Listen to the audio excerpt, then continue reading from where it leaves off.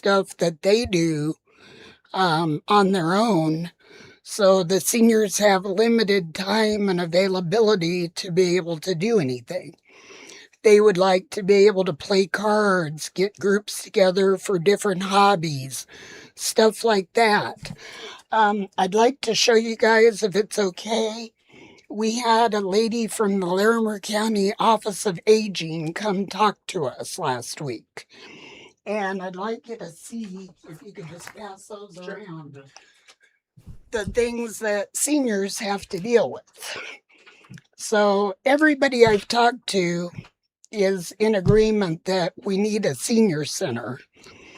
Part of the reason, or the main reason for that, is seniors, a lot of them don't have the ability to drive to another town, to get to another place, to be able to do activities and stuff.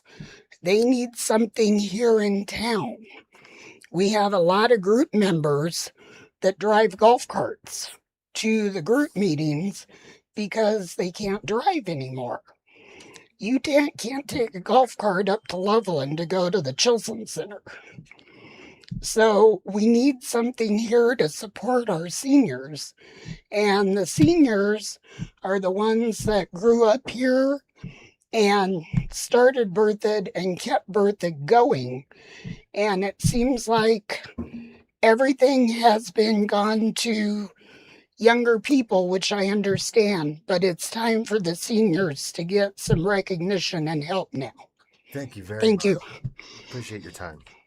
Quick question for you, Will. Yes. What is our rule or policy on responding to public comment? Is Generally, if it's a question or something, we send it to staff about. But if we want to do something back, we bring it up under reports. Okay. So it's kind of like a thank you or do a follow up if you have any of that. Okay. Okay. Thank you. Thank you very much. Bridget Guthion. Good evening. Bridget Guccione, 810 Berthoud Peak Drive. This evening, I would like to comment on the execution of the Town Ordinance 1380, signed on May 12th. This ordinance deals with the repeal and reenacting of a Code 6.28 and the adoption of a new Section 6.29, covering backflow prevention of cross-connection systems between potable and non-potable water systems. The town employees visited our neighborhood on July 8th. Materials were left that indicated the need for visual inspection to ensure no cross-connection existed. I arranged for an inspection of my home on July 9th. The town operators performing the inspection shared background information on the need for the new ordinance, which I understand. They willingly and patiently answered all my questions to ensure complete understanding and the compliance aspect of the deadline that was imposed. I'm expressing concern over the timing of the imposed control over irrigation water that is owned by our community and distributed by a pump system that is also owned by our community during what is becoming some of the hottest weeks of the summer. They have set a deadline of July 24th, which is 2 weeks. And you understand, without water in this time, that's a lot when the pond is full. But until all of the members of our community demonstrate that there is no cross connection, they have shut off all access of our community to that water. I think that's a very harsh penalty for a community that has demonstrated that there's never been any issue with cross-contamination of the city water. I understand completely the need to keep our water safe. I'm a chemist. I understand this. I understand the plumbing and all of that involved. So I think the city is doing the right thing, but I think they're doing it the wrong way and definitely at the wrong time. Since it was instituted in May, it would seem to me that there could have been a little bit more timely before ditch water was coming in and before we were in the hottest month. Thank you very much. Thank you very much. Okay. Administrator Kirk, I do have a question regarding that. So that's the quicker the can show compliance, the faster this can get turned back on. Yeah. And what do you think on average this would be until Totally out there. The challenge is that there are individual cross connections at individual properties that are connecting the private non-potable system illegally to the town's potable water system. That opens us up to significant potential liability if there's a cross connection event where our water system is contaminated by non-potable water. We don't have any evidence that that cross contamination has occurred. However, there is a possibility that it could, and the safest thing to do is to shut down those non-potable systems until such time as we can confirm that all of those non-potable cross connections are eliminated.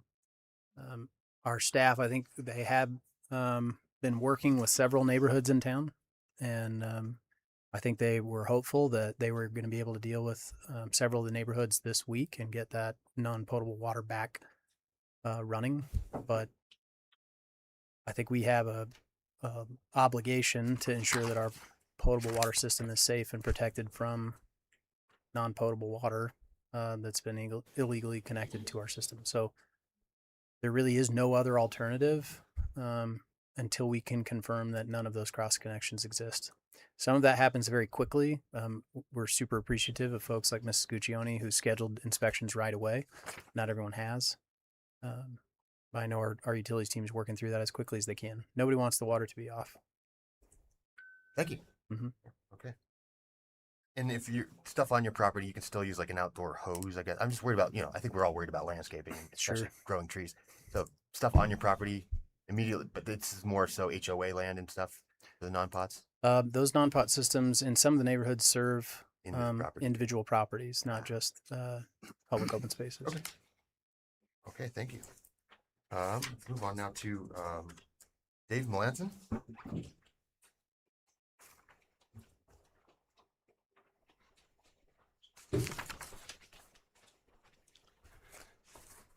Thank you. Dave Melanson, 1312 Gateway Park Drive, Berthoud.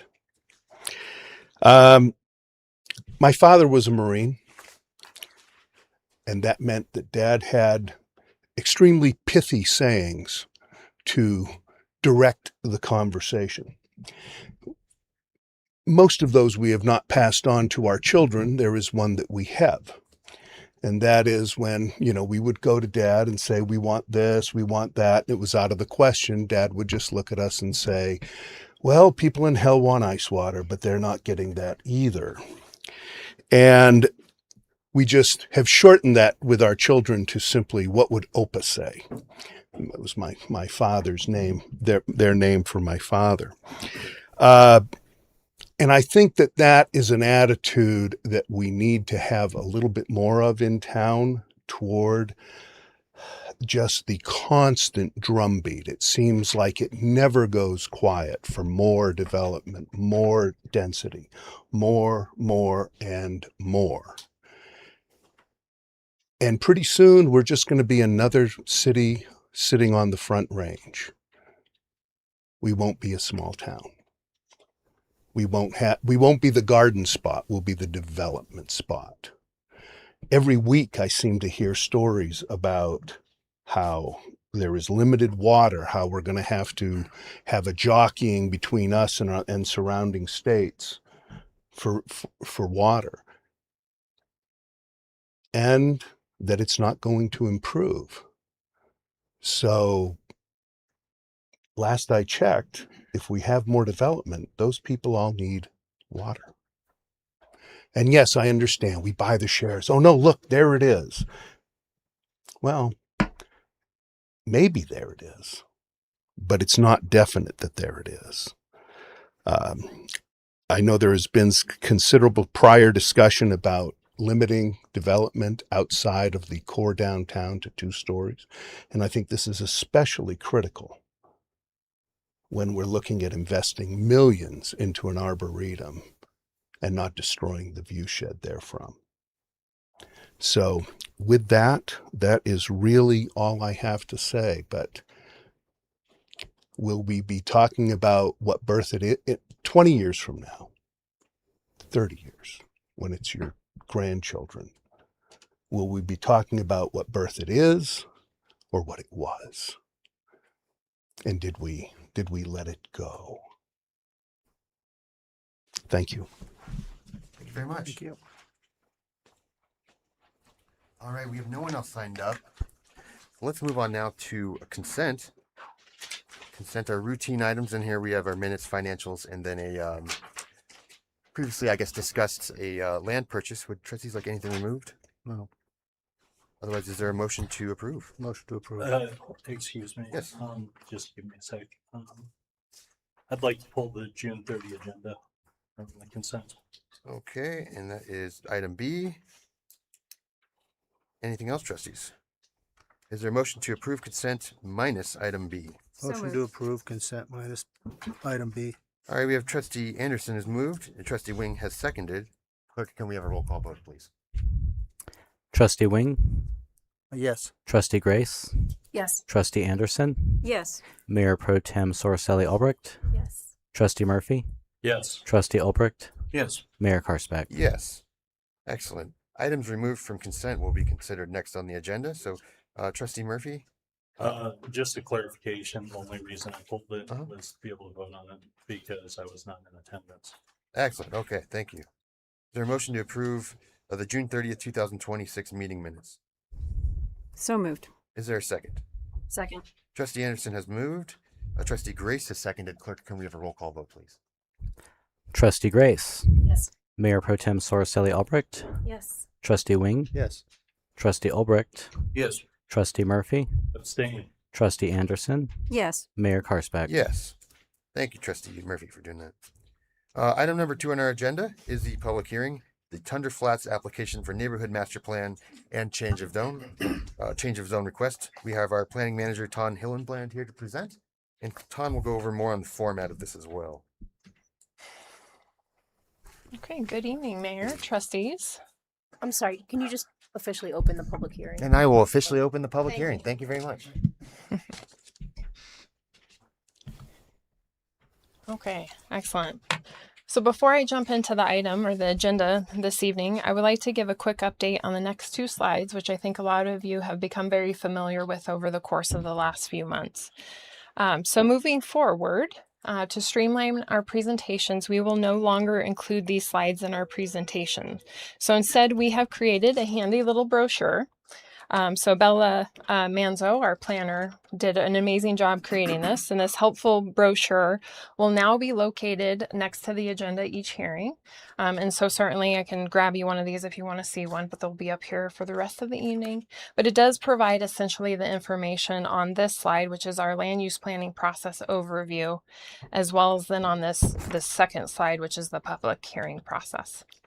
So again, we're just hoping that this will streamline and maybe cut back on some time that we spend in our presentations. So with that, I will jump into tonight's land use hearing for Tundra Flats. So the currently undeveloped 6.6 acre subject property is located north of Mountain Avenue, between Meadowlark Drive on the west and Gateway Park Boulevard on the east, as seen in the blue shaded area on the screen before you. The property is currently zoned PUD, or Planned Unit Development. And the property is designated Suburban Business Character District on the future land use map. In addition, the property is located within the Mountain Avenue corridor, specifically the Berthoud West Character District, as denoted by the hatch marking on the map on the screen before you. When considering the Suburban Business Character District, keep in mind that within this district, the umbrella, as you will, per the comprehensive plan, you then have relevant zone districts, and those are the C1, C2, and Suburban Commercial Zone Districts. So per the Berthoud Trails Master Plan, a proposed regional trail, as denoted by the dashed purple line, is proposed along the subject property's south property line adjacent to Mountain Avenue. The Gateway Park Neighborhood Park is located directly east of the project across Gateway Park Boulevard. And the applicant is proposing the following 2 requests. Neighborhood master plan for a proposed mixed-use development inclusive of 3,700 square feet of ground floor commercial space and 140 to 150 multifamily residential units, with a concurrent request to rezone the subject property from PUD, or Planned Unit Development, to C1, which is neighborhood commercial. This slide is provided as a reminder and for those joining us this evening that are a little less familiar with the land use approval process.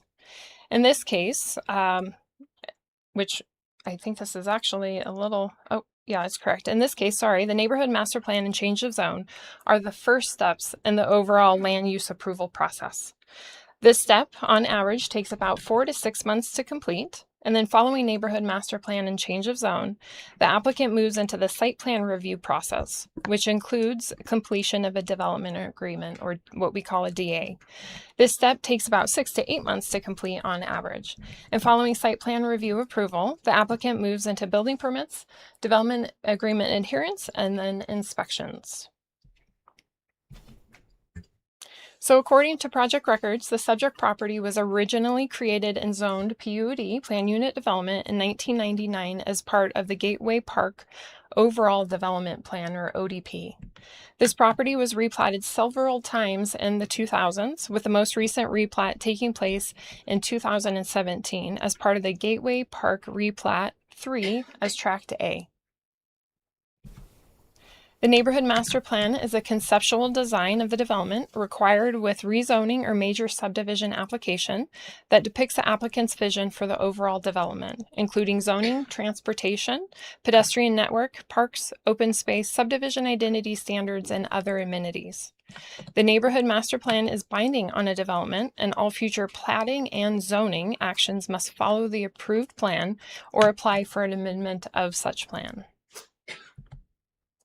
This project proposes 5 total buildings, one as a mixed-use building inclusive of that 3,700 square feet of ground floor commercial space and 2,000 square feet of outdoor plaza, and 4 multifamily residential buildings.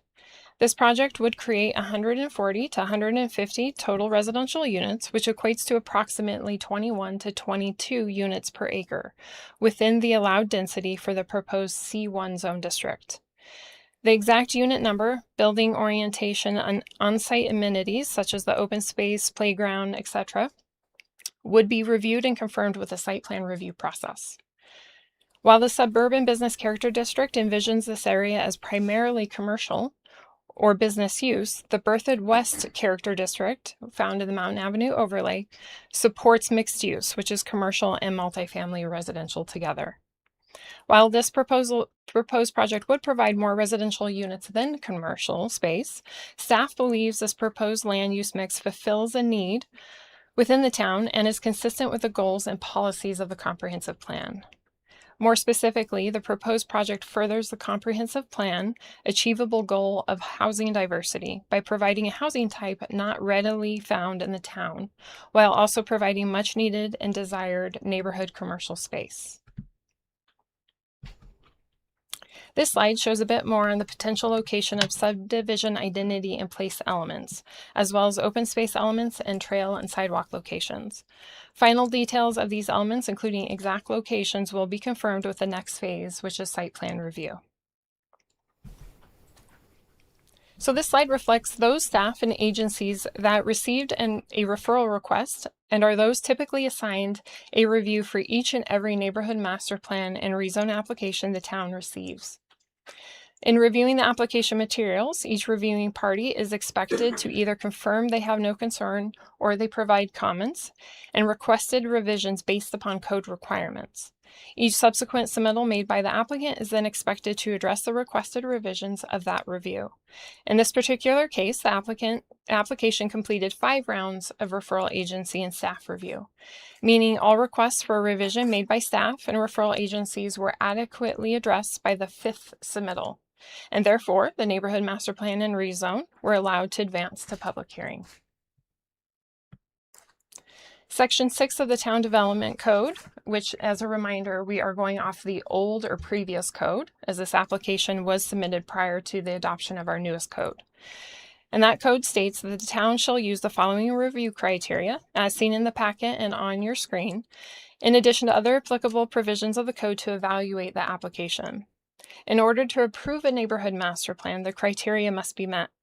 Planning Commission found that the Tundra Flats request does not meet the neighborhood master plan review criteria, specifically criteria number 1 and number 5. And I can circle back on this and address any questions you may have following my presentation. So as already noted, the subject property is currently zoned PUD, which was approved in 1999 as the overall or approved Gateway Park overall development plan. If the subject property were to remain zoned PUD, the approved ODP would remain in effect and would be applicable to the subject property.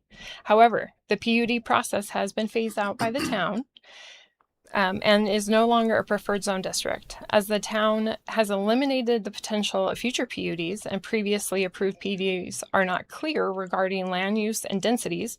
Applicants are encouraged to change the zone of their properties to reflect the vision and values of the 2021 comprehensive plan.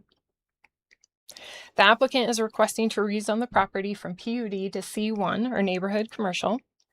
And the C1 neighborhood commercial district is intended to provide for the development of mixed use, including multifamily residential, retail, commercial, service businesses to support residential neighborhoods.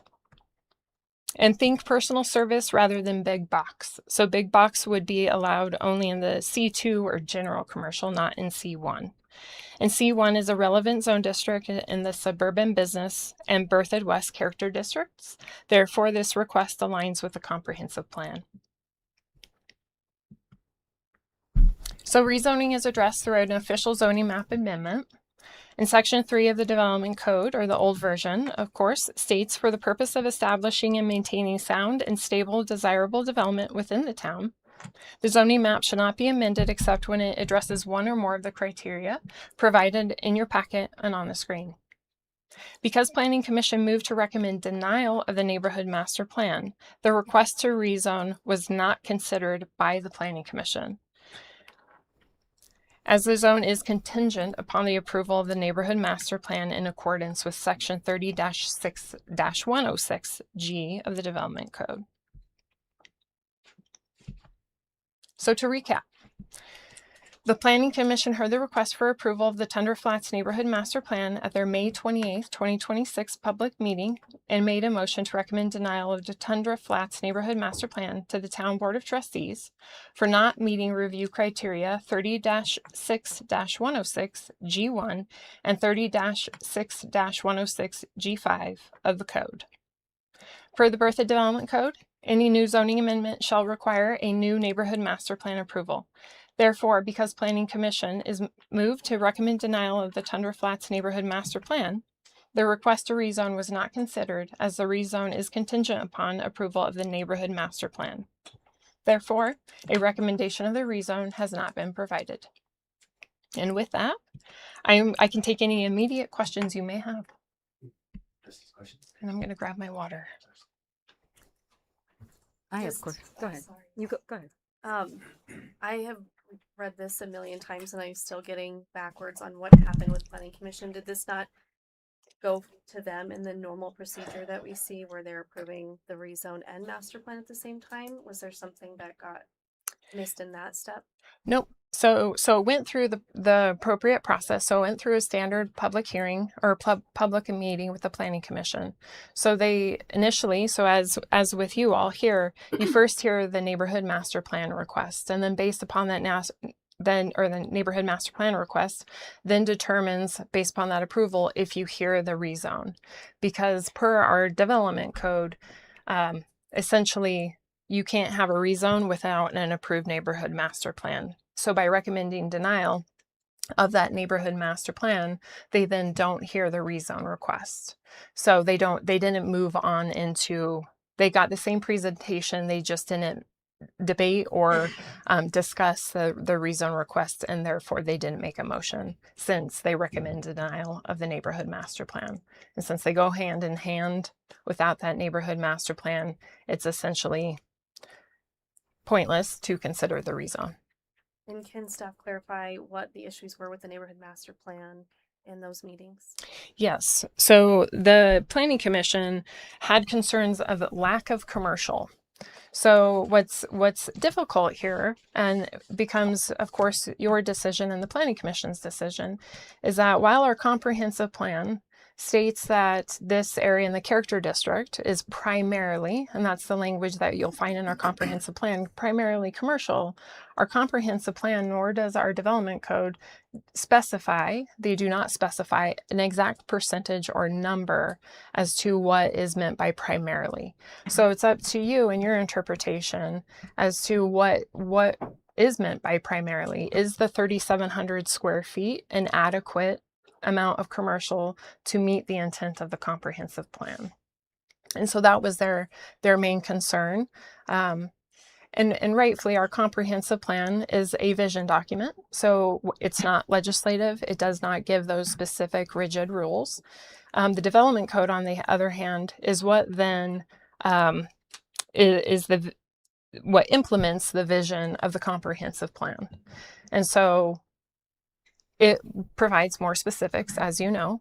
However, there is some difficulty even in the development code to say exactly what mixed use means. So to say, 50% or 75%, because of course, then we don't want to, by making those specific statements within our development code, then limit how mixed use or commercial and developments develop, because we don't want to have an unknown consequence by specifying what that quantity is.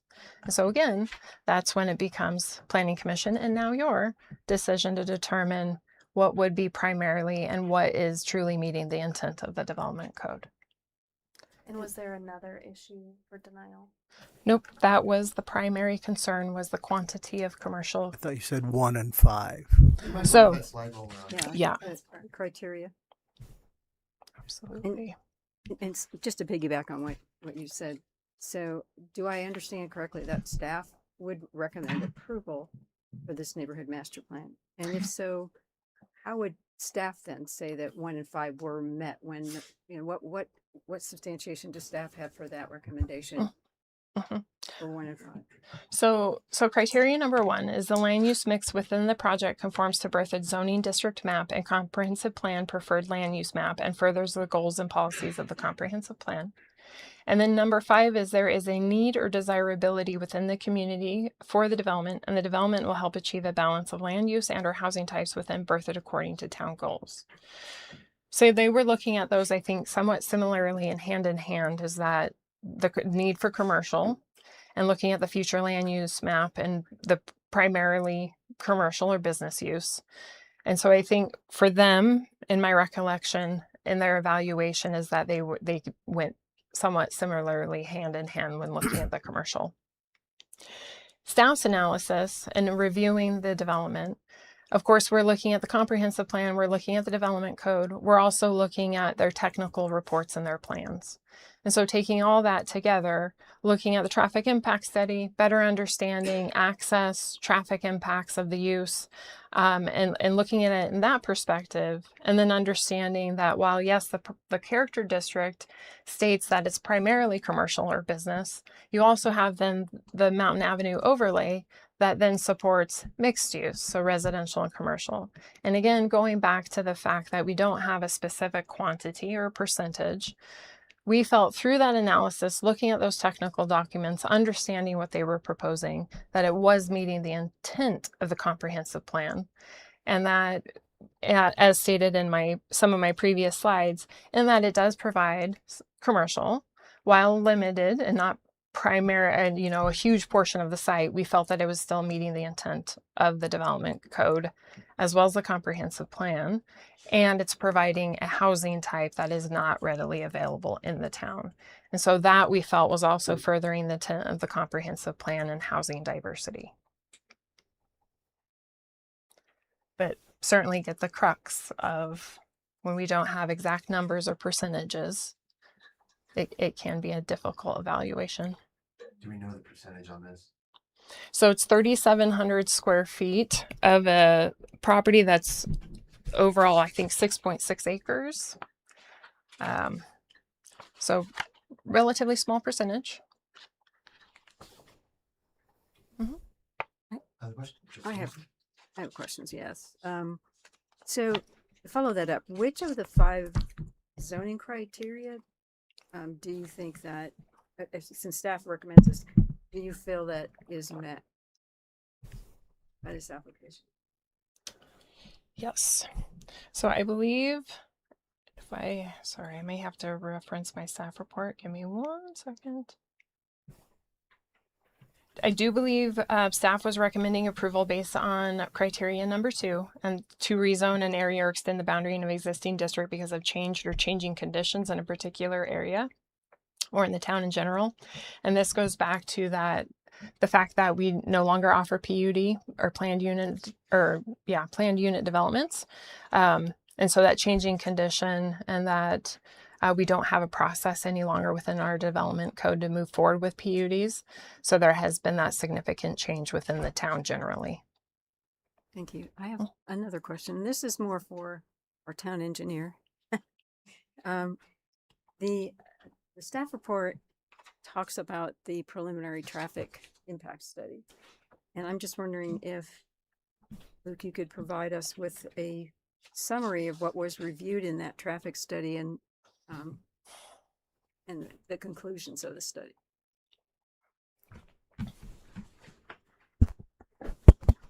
Sure. Luke Siebert, engineer, development review engineer. So for this project at this stage, they are required to provide some pretty basic analysis for the site layout and drainage and other utilities, and then a preliminary traffic study kind of based on their concept plan. So this traffic study was based on those four residential buildings and then the mixed use building with a commercial component at the bottom, and there's a trip generation guide that based on the use it kind of generates the trips, and through the traffic study they did a short range analysis, a long-term analysis, and kind of showed their solutions or what requirements would be necessary for the area from this development and all other developments in the area. And this development requires the signal to be installed at Meadowlark and Mountain Avenue, which is being done by someone else. And then it also had a requirement for a westbound right turn lane at Meadowlark Avenue and on Mountain. And that was the only requirements of this project. And other than that, we found it acceptable to move forward. So the intersections that were reviewed was Meadowlark and Mountain, and were there other areas? They also reviewed Gateway Park Boulevard and Mountain, and then also Berthoud Parkway and Mountain. And while those intersections will require improvements in the future, this project is not the reason for those. There's some much larger developments in the area that are causing those to be expanded in the future. So they do have those listed in the traffic study, but this project is not responsible for every major infrastructure improvement requirement in the corridor. Thanks. Appreciate that. Other questions? Yeah, I have one. So would you say both of the planning commission and for the board, this is not black and white? We can't definitively look at a word or a sentence and say that's in violation or that complies. This is really subjective. Is that what it comes down to? I would say that in this particular case that there is some gray when it comes to the quantity of commercial. Because our code does not specify a specific percentage, I do believe then it allows there is some open availability there for interpretation. Thank you. Just wanted to follow up a question there. This particular land area is within the Mountain Overlay Master Plan. Correct. And it would be in the character district called Berthoud West? Correct. Character district? Mm-hmm. And from what I can see from the master plan, that particular character district it says, and I quote, retail, grocery store, restaurants, commercial office services, lodging, and other similar uses. Residential uses on upper floors would also be appropriate within the district. Am I correct? Correct. Yep. Okay. Sorry, just a real quick. Did the planning commission, was their vote unanimous? It was not. So there was, for planning commission, voted 2 yes to approve the neighborhood master plan and 3 no. Is the applicant? I believe so. Yeah. It's all you.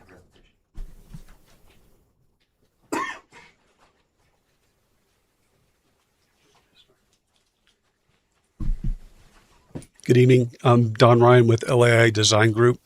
We are the planners, landscape architects, and architects for the project. And I'm Matt Otter. I'm with the applicant.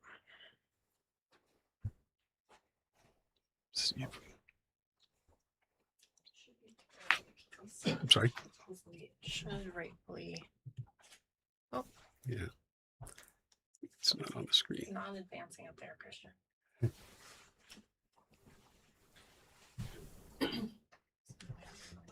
It is, yeah. Let me just reboot this down here real quick. Sorry about that.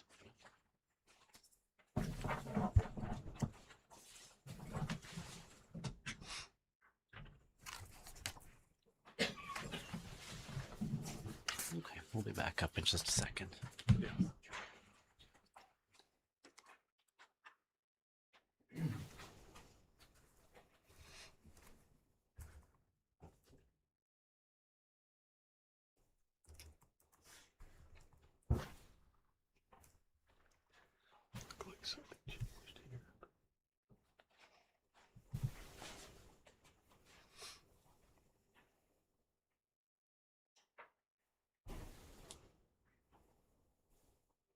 Yeah, there we go. Thank you. So Ton did a great job of summarizing the project and the details of our application. Our presentation is largely to emphasize some components of the project.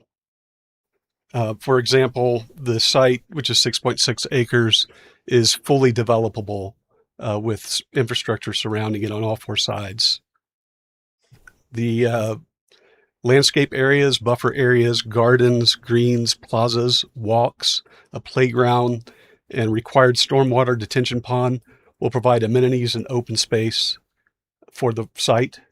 The site is planned for 57% open space. Over half of the site will be open space. The other portion will be the parking lots and the building footprints. So the 57% open space includes all the gardens and walks and detention areas that are not parking lots or building footprints.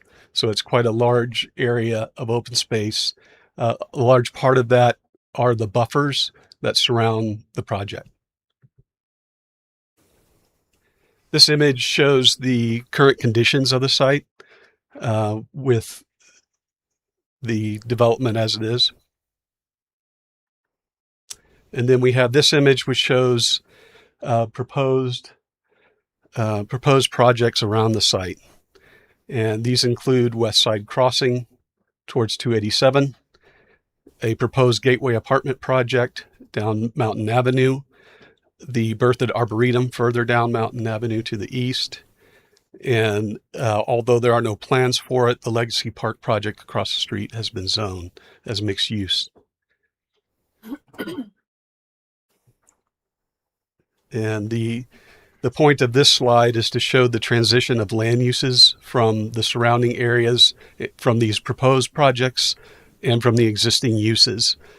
Essentially to show that we do not front on or are adjacent to single family homes. There are attached for rent homes across Tundra that then transition into single family homes to the north. To the west is West Side Crossing, which is all retail. To the east is Gateway Park, which provides a buffer to the adjacent development to the east.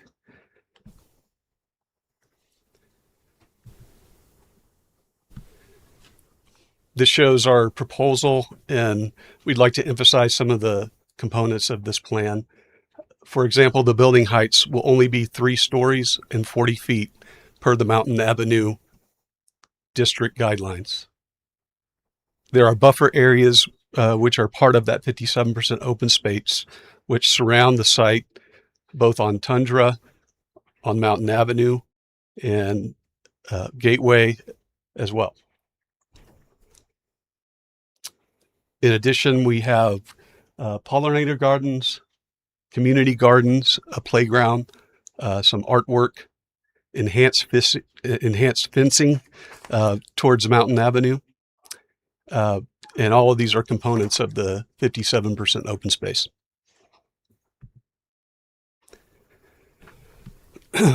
The site, as envisioned, includes a playground, gardens, on-site amenities, gathering spaces, and a mixed-use plaza.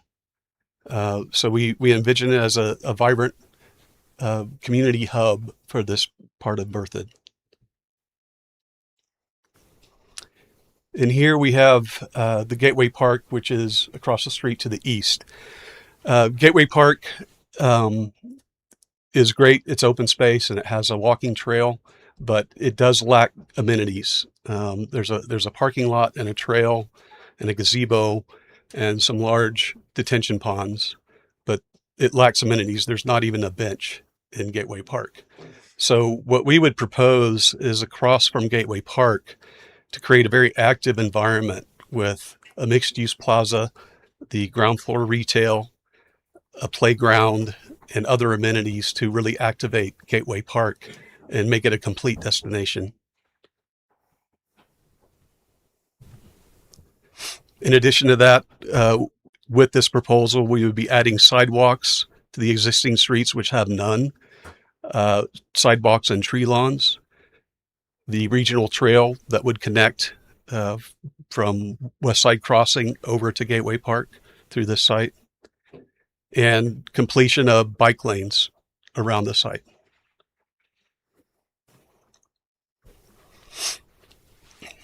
We've also begun to look at the architecture and contemplate conceptually how this might look. These would meet or exceed the Mountain Avenue district guidelines. In this particular case, we're looking at the proposal for the mixed-use building, which has ground floor retail and residential above that, with an activated plaza that's pedestrian and bicycle oriented.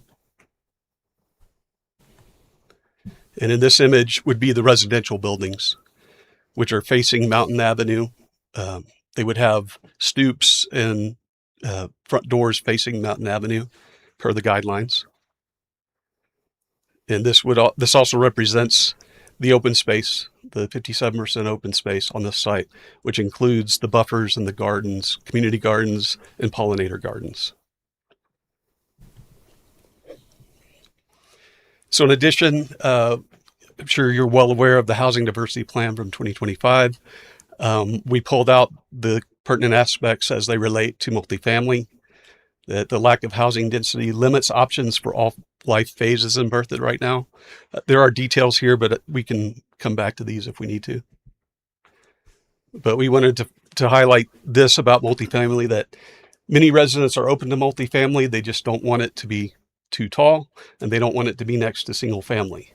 So as I said, we're doing 3 stories, 40 feet tall is the limit per the Mountain Avenue guidelines. And we are not adjacent to single family homes. So development, it's not too large. It's right size for Berthoud, we believe. Most multifamily projects require approximately 320 units for economies of scale. We're proposing 140 to 150 units on the 6.6 acres. Some of the public benefits we'd like to highlight include that this is an infill development.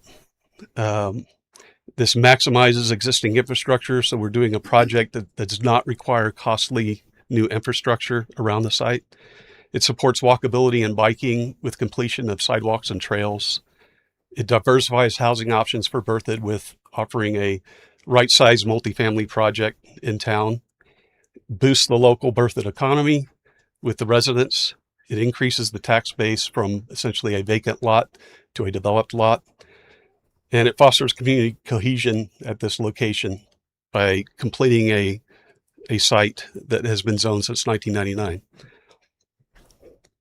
You know, would you like to talk about it? Yeah.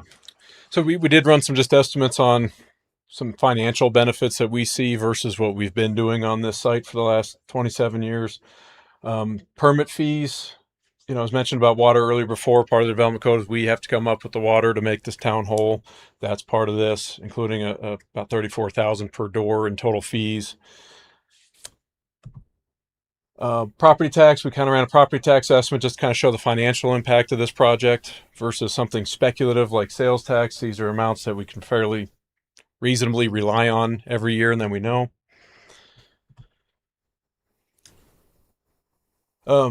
This is some more information about the site plan review process we've been through. I think we've been talking about this site in this iteration for 2 years or so now with town staff. We've been talking about some form of development on this site for the better part of 20 years to find a product that fit. A couple of the issues we've run into, and we'll get into some of the specific users and feedback, is that since we are infill, we're limited by traffic on 3 sides, plus CDOT and what they're going to be willing to let us do.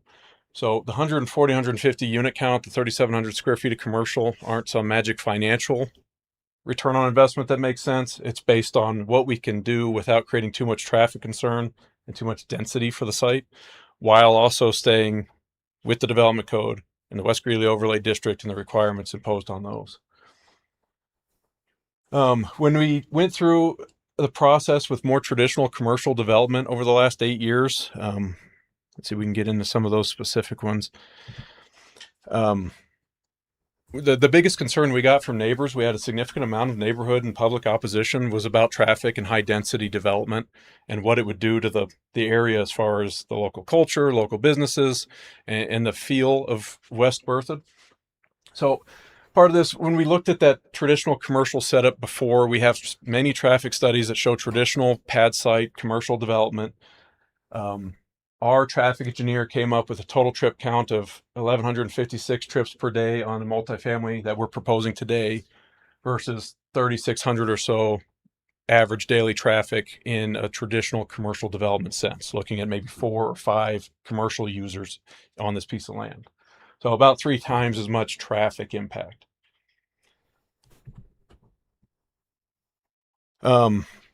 Some of the sites that we're competing directly with, all the real estate signs going down West Berthoud, all those other developments don't have those constraints. They're not infill. They have room to push their traffic access points further north and to kind of stretch their projects further in to avoid some of the development obstacles we've hit in the overlay character district. So this chart is basically the last 8 years of what we've tried to do in an effort to stick with a commercial type product here. In 2018, we brought in Jones Lang LaSalle. For about 5 or 6 years before that, we had been talking to the town about more available for rent, fourplexes, duplexes, paired home setups. And we were told, no, this per the PUD, that's strictly not even a starter. We can't get a staff recommendation for that. So we went out to a national broker. We did get Dollar General committed to the project. They had a corner site there. We worked for about 6 months with the town, and when we got deep into it, we faced a lot of community opposition. This is actually a change.org petition that picked up about 700 signatures. And this was the feedback in it. They had my boss's email address on there, created a bit of an IT issue for me. The point of that is everyone told us absolutely not. There's no way we're going to let a Dollar General in Bertha. That's what they told us. And Dollar General ended up canceling that contract and backing out. We didn't really get into design. And this was before the overlay district and everything else. So we went back to the drawing board about maybe a mixed use thought after all that opposition.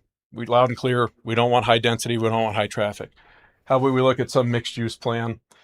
We had a few conversations with the town about that in this iteration of it with these fourplex homes. And we were told, well, that's not really what we have vision for this, is this kind of stuff. So we went back out to commercial. We brought in another broker. We ended up getting a few users. Dairy Queen was kind of our furthest along in the process. They were looking at the corner of Meadowlark and Mountain Avenue. They spent the better part of 2 years working through design work to stay within the overlay character district and the development code. that little site plan they put together, that was through Dairy Queen Corporate. We were working with the local franchisor. What they ultimately ended up with was a building that needed a drive-through for market reasons, but it also had to keep parking in the drive-through on the right-of-way side of the building. So they had a drive-through going where all the pedestrian crossings are. They eventually canceled our contract, and their feedback was they can't get a prototype to fit. Just one more user we kind of burned through in that. Dollar Tree came in, they got it under contract, kind of hit the same issue with site constraints north to south. They couldn't get a building tucked close enough to mountain to meet the overlay district requirements while getting a product type that fit. So they terminated. AutoZone, they kind of happened concurrently with Dollar General. They went through the process a little bit, realized they couldn't get a product type to fit on there. And we also have some storm detention and CDOT easement issues to work through. There's CDOT drainage in the area, CDOT right-of-way deeds that were recently uncovered from the 90s that are a little bit problematic that our current plan works around, but traditional development we can't find a way to incorporate in while staying with the development code and the overlay district. All right, kind of ran through that really quickly, but that's just a little bit of context of what brought us here to this. We think it's the best fit for what we've been told from the town and the town members that live nearby. And we're happy to take any questions. Thank you very much for your presentation. Yeah, absolutely. Ask these questions. So in a couple of your slides state that staff's failure to meet all the standards, and yet the staff has approved all the criteria. Can you tie those two things out? I'm not understanding that. Yeah, that refers to the previous development proposals for retail or commercial, not for our current one. So failure to meet all standards is not applicable to current times. That's correct. That's applicable to the previous proposals. Got it. Only. Just a little confused. Thank you. Yeah, that was part of the opposition to those previous proposals. Got it. Any questions? I have a question. Yes. No, good. Go ahead. Question. What type of parking are these units going to have, the residential and commercial?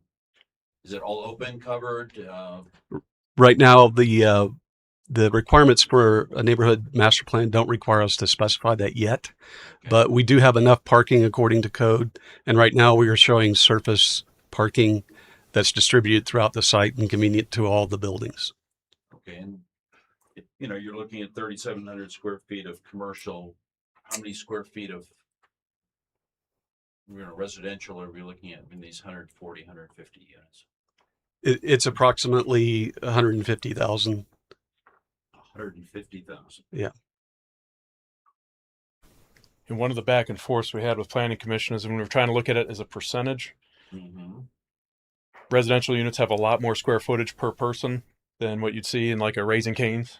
You can run a lot of people through a Raising Cane's with very little square footage. So as percentages go, we kind of had trouble dialing in one that made any sense to index to. Right. We could put 20,000 square feet of commercial out there, meet the code, and have one apartment above it, and it's mixed use. And we couldn't get a percentage that made sense because the residential it uses so much more square footage per person.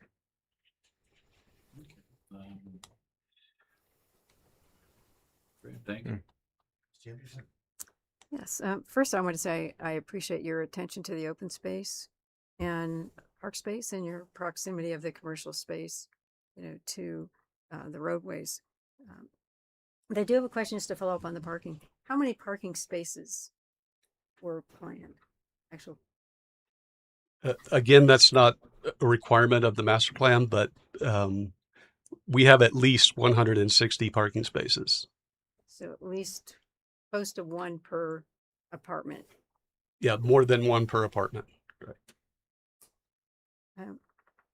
And I just want, and just to clarify and make sure, you had mentioned the residential property that's across the street on Tundra that's currently there. And aren't those homes larger townhomes that they're rentals, but they're larger townhomes, right? It's about 20 of them. I think there's 5 buildings and there are 4 plexes, I believe. Yeah, I think there's 20. So less dense than what you're proposing. So, Yes. Yep. Any questions right now? I guess I'm a little confused about the proportions of residential versus commercial, only because mathematically, if the bottom floor is commercial and the other two floors are residential, wouldn't that be one third and then 2/3 equations? There's just such a huge gap. So I'm just trying to understand, are some of these buildings strictly Oh, residential? we're only proposing mixed use on the east building. For I traditional see. apartment buildings, the east building there would be the mixed use with the main floor retail. Thank you. Yeah. Only That one of the clarifies. four buildings would be Correct. mixed use. Correct. The other would be completely commercial or residential.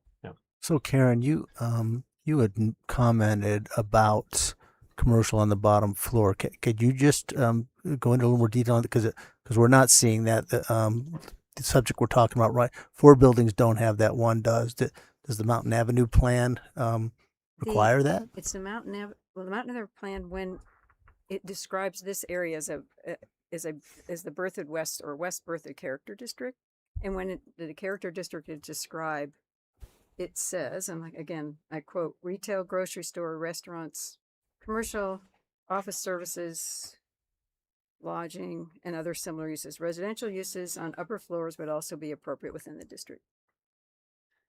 But there's residential on the main floor, right? Yes. For these buildings. It says, no, that's on, I think on the mixed use building, didn't it show? So is the mixed use just the one that is applicable to the Mountain Avenue code? No, that whole area. Feel free to. Yeah. Yeah, it's the whole We're area. yeah, here we go. Good. Yes.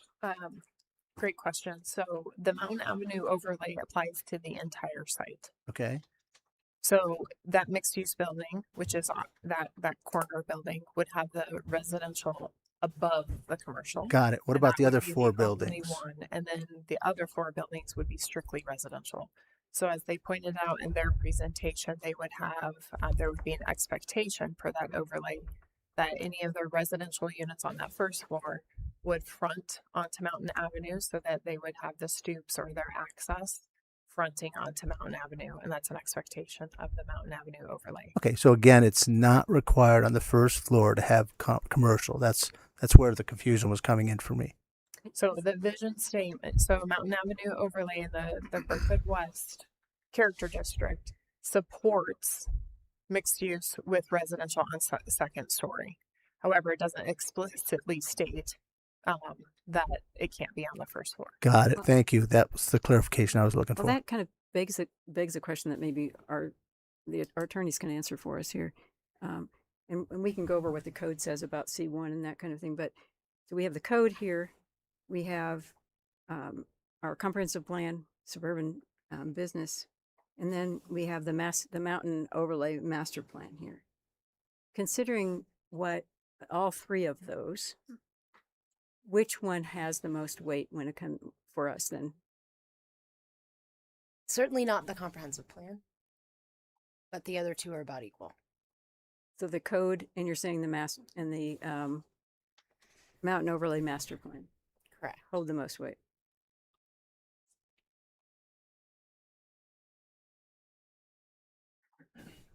Other questions? I had another follow-up question. So if we just take one of the buildings and you've got 3,700 square feet of commercial, it's not the whole bottom floor that's commercial on that one building. Because you've got 37,000 square feet of residential in that same one building. That's correct. And the commercial's facing mountain? Yes. So the people parking, they have to park around behind in the apartment complex and then come around through the apartment or through the units, residential, to get to the commercial? Well, no, you don't go through the units. It's Walkway.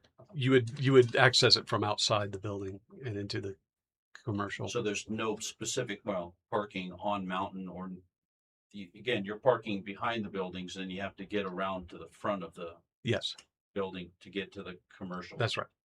I believe that's Or next to the building, not Or next necessarily. yeah. We kind of showed it adjacent to the side to have some kind of dedicated, coffee shop parking spaces or whatever. But I believe parking along mountain is kind of discouraged in that overlay district, and that's something that we tried to avoid. So Mayor, if I may, for clarification, yes.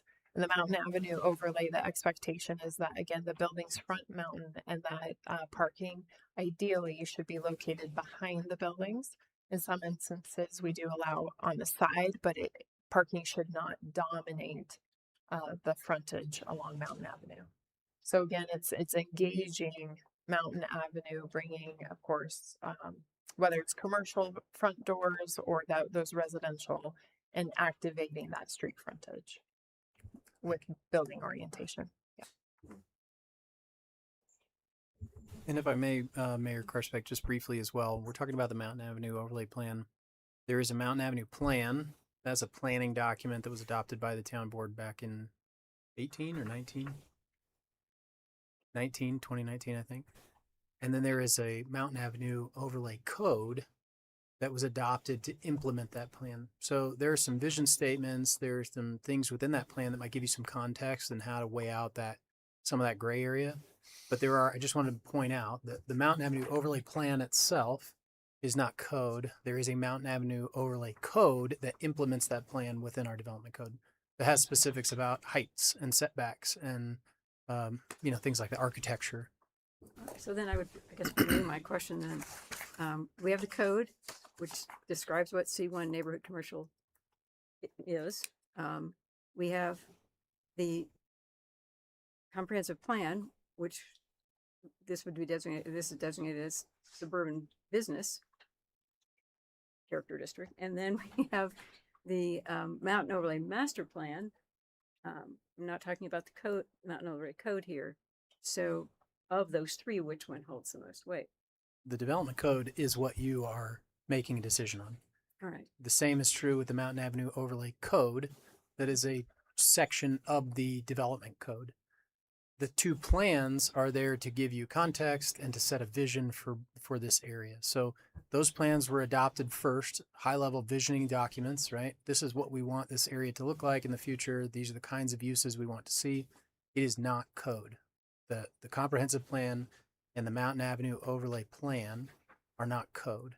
What you are reviewing this project under and which should take precedence is the development code, which contains some implementing code language for the Mountain Avenue plan itself. But the plan is just a plan. It's just a visioning document. So the code holds most weight. The code holds the weight in this decision-making process. I think when we get to our discussion, I will ask about what it says in the Mountain Avenue Overlay Code. Mhm.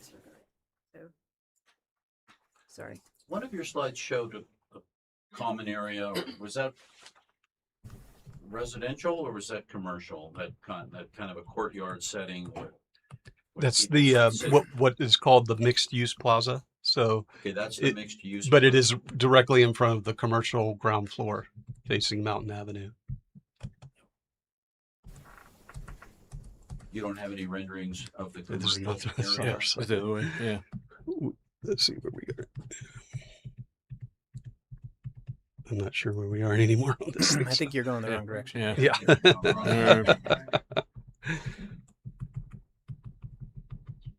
Here we go.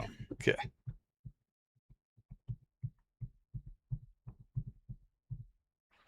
I believe you're talking about this slide. So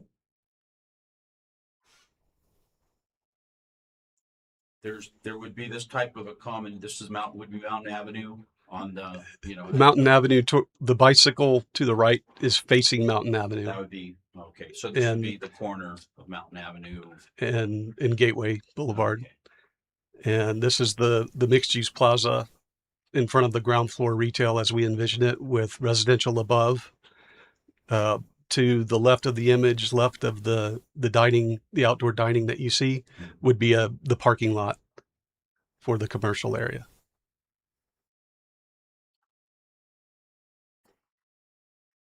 Okay. Thank you.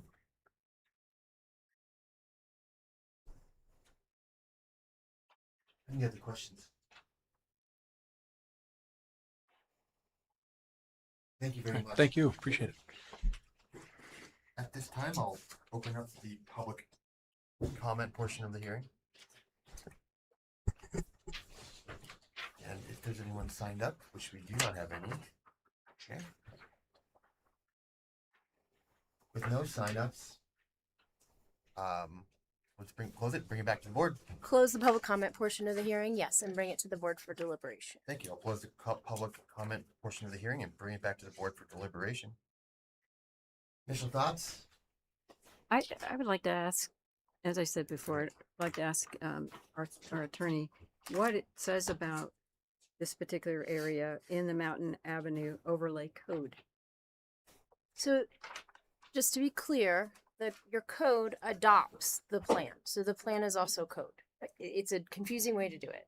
Okay, But the applicant is plan itself required to then comply with the plan. So the plan itself then is code. Exactly. Okay. It's just been adopted separately. So the whole plan is not in the code, but it specifically says in the code, applicants will be required to follow the Mountain Avenue corridor design and signage plan, architectural guidelines, the landscape guidelines, and then, so it does adopt the actual code. Okay, so the Mountain Overlay Master Plan is code basically. Yes. And the all right, and then the code itself, I looked up how it kind of defines C1 neighborhood commercial designation, and I'm quoting this. It says it's intended to provide for the development of mixed use retail, commercial, and service businesses to support residential neighborhoods. New development or redevelopment in this district shall be scaled to fit the adjacent neighborhood. This district does not support larger retail, public, or religious or other uses commonly referred to as big box type uses. Just wanted to make sure that we're all aware that that's what that says. Was that from our documents or? That's from our code. Okay, thank you. And Mayor, if I may once again provide you some clarification. So that is the intent statement for the C1 zone district. So in addition to that intent statement, it's also important and imperative to look at the land use table that then coincides and lists out the uses that are supported or envisioned within that C1 zone district. And I did, and it's a table. It's almost right after that page. It's on in section 34. So, yeah. Yep. Anything else? Other questions? We can just go right into the initial thoughts.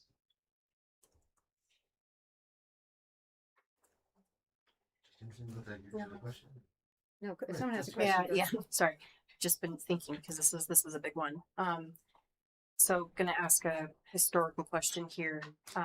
Was the hope back in the day when it was zone PUD and that we would, that it would be more commercial, like 50% of it would be commercial, as opposed to a smaller, spot on the east side? Is that was that the original intent before all of the different development designs came in?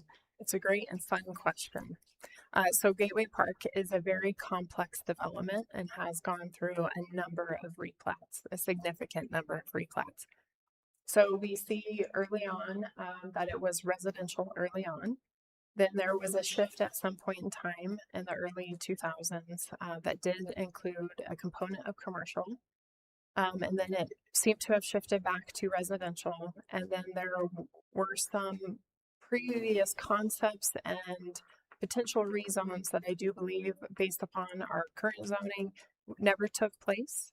So it has gone back and forth between residential and commercial. And initially, early on, what you see directly to the north, so the paired homes and then the single family, early on, it was consistent with that. And then at some point, it did shift primarily to be additional paired homes, like what you see directly there on Tundra. And then, like I said, it shifted to commercial and then seemed to have gone back to residential. So there's an unfortunate, in this scenario, it's been a pretty difficult project history to follow and to get a definitive answer as to where it landed. But the most recent replat was not specific. So where we saw in older platting actions, it made a statement, but this one, unfortunately, the most recent did not. Okay. Ton, when was that most recent plat approved? Most recent plat, bear with me, I have to look at, I believe I have it in my staff report. 1 second.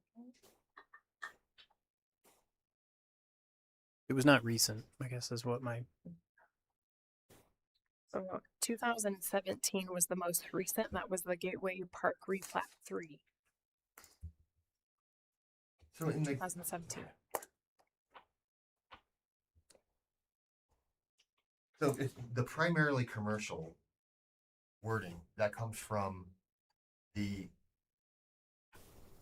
character district of West Berthoud, or is that coming from the Mountain Avenue overlay? That is coming from the comprehensive plan for the suburban business character district. And then the mixed use comes from Mountain Avenue overlay Berthoud West character district. And that's also in the intent statement for that defined C1 neighborhood. It says mixed use. Correct. Doesn't define it there, but you said that comprehensive plan has the primarily language, correct? It does. Which is the vision document. Correct.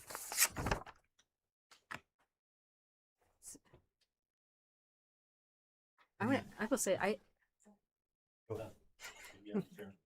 have a lot of consternation about this. Being someone who's, I haven't hidden the fact that I am someone who believes that we need to have diversity of housing, that we need to increase our affordable housing here in Berthoud. Not someone who's been who's a fan of PUD zoning. I think it's difficult, particularly for appropriate planning. But I have my consternation is also being someone who believes that we have to try to follow what is in our code, in our plans, and this is just so difficult because it's great. I'd love to see more diversity of housing there, but I'm not sure that's what was comprehended here. I mean, I wasn't around when the comprehensive plan was put together, so I guess I would ask some of my fellow trustees who were what they remember about what the intent for that area was, or what the discussions about that area was. Maybe I could follow that and share some of my thoughts on this. Again, I'd like to thank the applicants for showing up. I think this is a fairly simple project from appearances, but beyond that, it gets a little bit more complex. But I appreciate the depth that you've taken on in explaining all elements of this. But taking a look at it from my perspective, I would urge the applicants to really take a deep dive into the Mountain Avenue overlay, which I think is probably the driving vision document and code document that really sets the tone for this area. And at least from my perspective, and I can't speak for everyone, I found it very critical in this area to maintain a good balance of mixed use in the development. So when I go and look at the criteria that Planning Commission has brought forth to us, I actually do agree with the findings for denial based on 30-6-106G1 and then 30-6-106G5. I do agree with their findings. I know this is tough. I don't think the applicants are too far away on this, but I would seriously urge them to take a look at the Mountain Avenue overlay and things like sight lines, setbacks, architectural articulation, the actual mix of use that's desired in this area. And I think, at least from my point, whichever way the board goes on this, I think there's room for success there following those, the overlay plan. Trustee Anderson, to your question, just being on that steering committee, I do I remember a mixed use feeling to that, but not to this degree of majority residential. It was always at least in my head on that when we talk that area, that it would be looking on the west side and still have a stronger commercial element on Main. That's just a picture. And I guess that is reflected in the document. Well, and I appreciate the history so that we can know kind of what the intent was at that time, but I also would encourage us that as things grow and change in Berthoud, some of that can be subjective based on what we know now too. And so not feeling like we are stuck with, past mindsets when we are looking at it fresh and seeing new information. We can always say, our buffer zones, are we staying in those buffers of mountain overlay? Are we staying in the buffer of our comprehensive plan?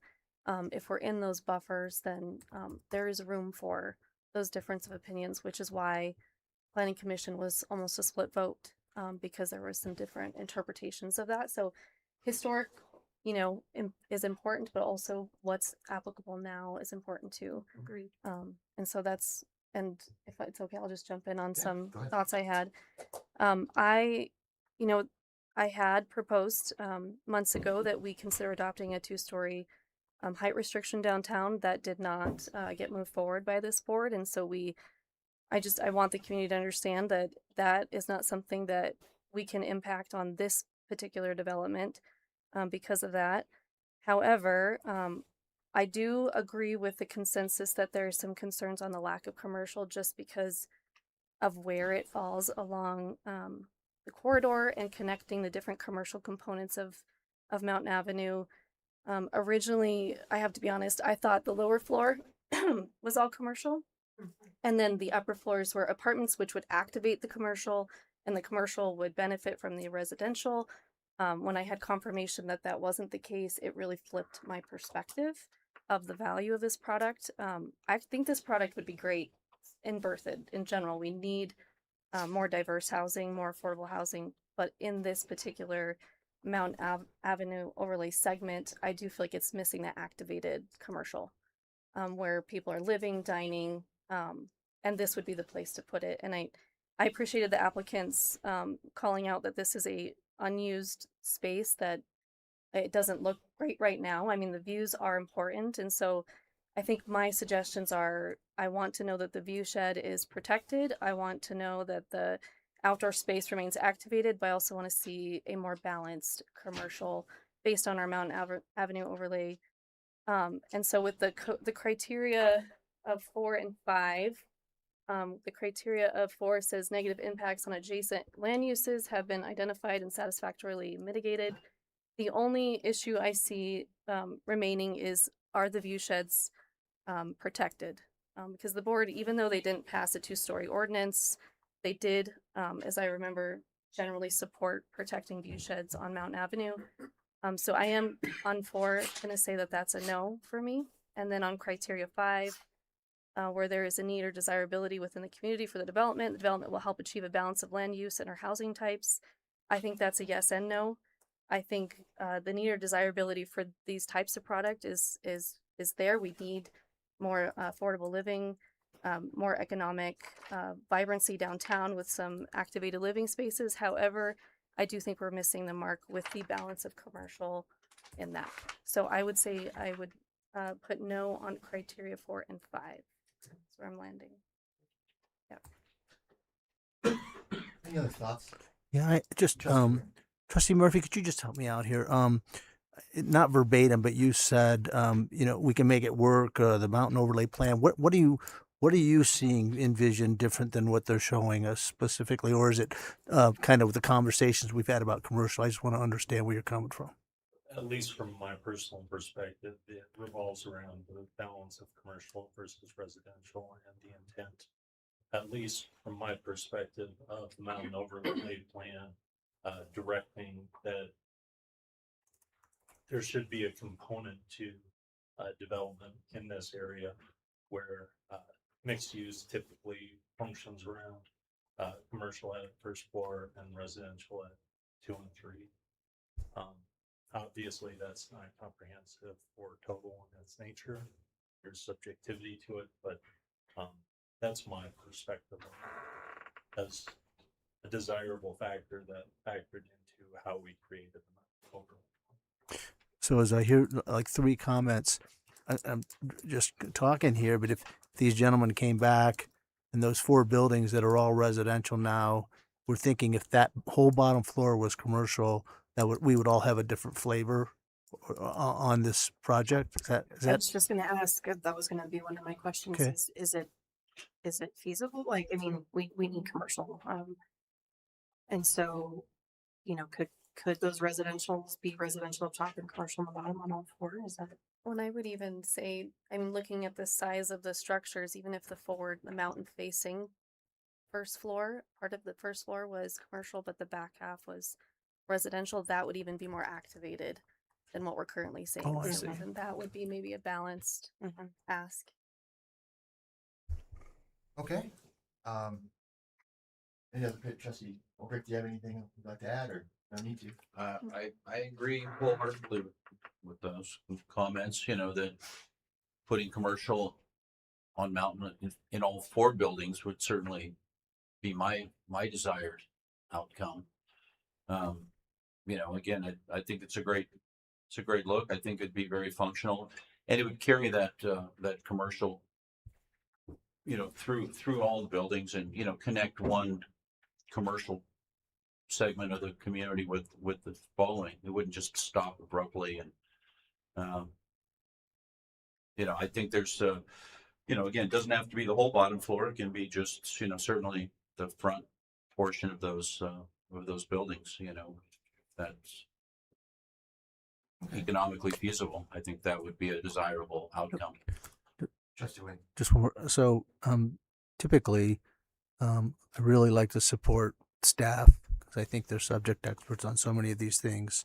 And as we look at the required elements, the review criteria, and the zoning map amendment criteria, those 17 items, the staff said yes to all of them, so they're supporting it, obviously. But it appears as though this has subjective components to it, and I guess that's where the gray comes in. It is not a black and white slam dunk, so that's why I certainly can appreciate all the comments. And, yeah, and I tend to agree that with Mayor Pro Tem, that criterion 4 and 5 are pretty iffy. 1 as well. So I think it's when you look at trying to when you try to substantiate whether it meets 1, 4, and 5, I think it's difficult from everything that we've all said. I do appreciate that this applicant wants to provide this type of housing in this area. And I really appreciate that they paid attention to the open space and the configurations, and I think that's laudable. But I do feel like I think most other people that have spoken that maybe there's a different way to do this that meets more of what we think the code was intending to provide here, as well as the overlay plan as well. Yeah, I think that's a great point. And perhaps right now they have 57% open space. So maybe to pencil this out so it works financially, maybe they are able to use some of that 57% open space, still having the residential on the bottom, but maybe creating more units by using some of the open space. Again, right? These are just ideas to make this thing ultimately work. No, I agree, Brett. I think there's got to be some kind of magic way to do. I mean, it's not necessarily magic, but some way to reconfigure this so that it works like that. Well, and I think as an example, if you've driven through downtown Loveland, there's a lot of mixed-use buildings that look just like what we're seeing in front of us. Yep. You don't see any 3-story apartment buildings in their downtown areas, which a lot of people don't think of Berthoud West as downtown, but it will be. It will be from 287 to, beyond. And so considering that as part of that activated mixed use, I think is important visionary, efforts now. And I, like you said, if there's some, juggling that has to happen to make it fiscally work out, I think that makes sense. But otherwise, I think I'm in agreement with everyone else. Glad that I am. That's all. I brought up more points than I could think of, and I think that we don't have a ratio, and that's what's trouble on the applicant and on staff and on us is what is mixed use, and I understand why we don't set one. You don't want to limit any kind of ideas, but I think this is a subjective time, I guess, when you're looking at that ratio of what is appropriate. And to me, I agree a lot with what you said. I guess when I envisioned that area, part of previous boards and the community, it was kind of primarily commercial. And if it was mixed use, even not primarily, that there would be a stronger element of commercial being on Main Street. I agree with all you. I did have one more comment.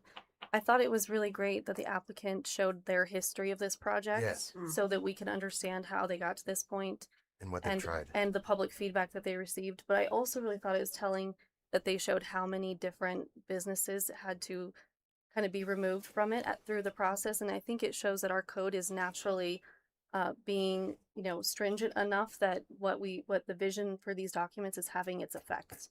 And so following these vision documents is actually doing the work for us in a lot of ways of saying what fits here and what doesn't. And that process, it was nice to kind of see, what is not fitting and whether we're happy or sad those specific industries didn't come. I think it shows our documents are doing what they're supposed to do.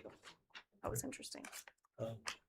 Quick question, Mayor Pro Tem and Trustee Anderson. On point 4, maybe if you could describe how the applicant did not achieve those things. Can we read that out first? Or can we just pull up our criteria? Negative impacts on adjacent land uses have been identified and satisfactorily mitigated. The only concern I have for that, and admittedly it's hard to know until it's built how this will impact, but the view corridors, I don't see anything that shows 3D rendering. It's the buildings are more adjacent to mountain or closer. So if we're standing at the Arboretum and you're looking west, how much does that impact? With the other houses in that area being 2 stories and this being 3, I just am concerned that that wasn't vetted in this process yet. I know we're still early on with the neighborhood master plan, but that would be my concerns with adjacent properties. Just the view shed. Okay. And I would agree with that. I agree with that too. Is there any? So the motion could be based on 1, 4, and 5 that I'm hearing so far. If I might make a recommendation. Please. So please go ahead with your motion, however you want to do that. I think what I would suggest is that I draft some findings and bring them back to your next meeting to review and approve so that they list out exactly. I'll take notes and all that you've said will go into those findings. So tonight, I think you could move to deny the applications and then direct me to bring back an ordinance and a resolution with findings of denial. Interesting. Okay. If I'm not being premature, so moved. Well, I just want to kind of give you that, if you're going that way, I don't want to presume anything, but based on the comments I heard, it sounds like there's going to be a motion to deny, and that's fine. I would rather have a motion to deny the applications and then direct the town attorney to bring back ordinances, an ordinance of denial of the rezoning and a resolution of denial of the neighborhood master plan. Okay. There's a motion by Trustee Anderson. Follow Attorney Carberry's direction. Is there a second? Second. Okay, Trustee Grace has seconded. Do you want me to reread that? Nope, Okay, I think great. that's fine. We have a motion. It's been properly seconded. Clerk, can we have a roll call vote, please? Trustee Murphy? Yes. Trustee Wing? Yes. Mayor Pro Tem Sally Albrecht? Yes. Trustee Anderson? Yes. Trustee Albrecht? Yes. Trustee Grace? Yes. Mayor Karspeck? Yes. Okay, thank you very much for your time today. Thank you, staff. Okay, we can move on now to our third agenda item tonight. And let me...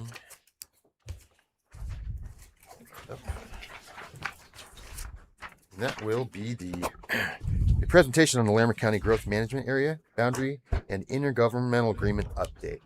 We have a Community Development Director, Ann Johnson. Mayor Karspeck and members of the Town Board of Trustees. So we are proposing to update an oldie for you. I would like to introduce Larimer County representatives. We have the Principal Planner, Matt Lafferty, and we also have the Community Development Director, Rebecca Everett, with us this evening. So Matt and Rebecca and I actually started talking about updating the comprehensive plan as soon as I let Matt know I was coming to Berthoud. So that was 3.5 years ago. And we've been talking about the need to update. So tonight we are going to go over just an introduction of what an intergovernmental agreement is. We're going to talk about some definitions, what a comprehensive plan is and is not, what this intergovernmental agreement proposes, and then we'll talk about the growth management overlay zone area and then be available to answer any questions. The heavy lift on this really will be on Matt and Rebecca's shoulders and their staff shoulders. So again, a comprehensive plan is that big vision document. It's a policy that establishes this is what we want to be when we grow up, very simply. It's not regulatory, and again, it is that vision. It states values. Land use is a broad policy oriented description of how areas of land in a community are going to develop. It's like you're putting things in a bucket or you're lassoing it together, saying this is how we want these particular zone districts to develop. And then zoning then is that regulatory arm making a statement about these are these zone districts, and within these zone districts, we have a list of land uses we'd like to see in that area. Then the intergovernmental agreement itself is a contract between two parties indicating how they're going to collaborate on planning. If you'll remember, last year we entered into a boundary line intergovernmental agreement with the town of Meade. That's indicating we're not going to go south of an area. They're not going to come north of an area. When we're working on master plans, I know Keith Knoll is working with Meade on their trails master plan and their comprehensive plan. And we're working together, collaborating on our futures. And then a growth management area. You'll oftentimes hear your staff refer to this as the future land use map. And so we're going to take a look at that. So what you're seeing on this slide here, the area outlined that's color out that lassos all the colored areas, that is your urban growth boundary.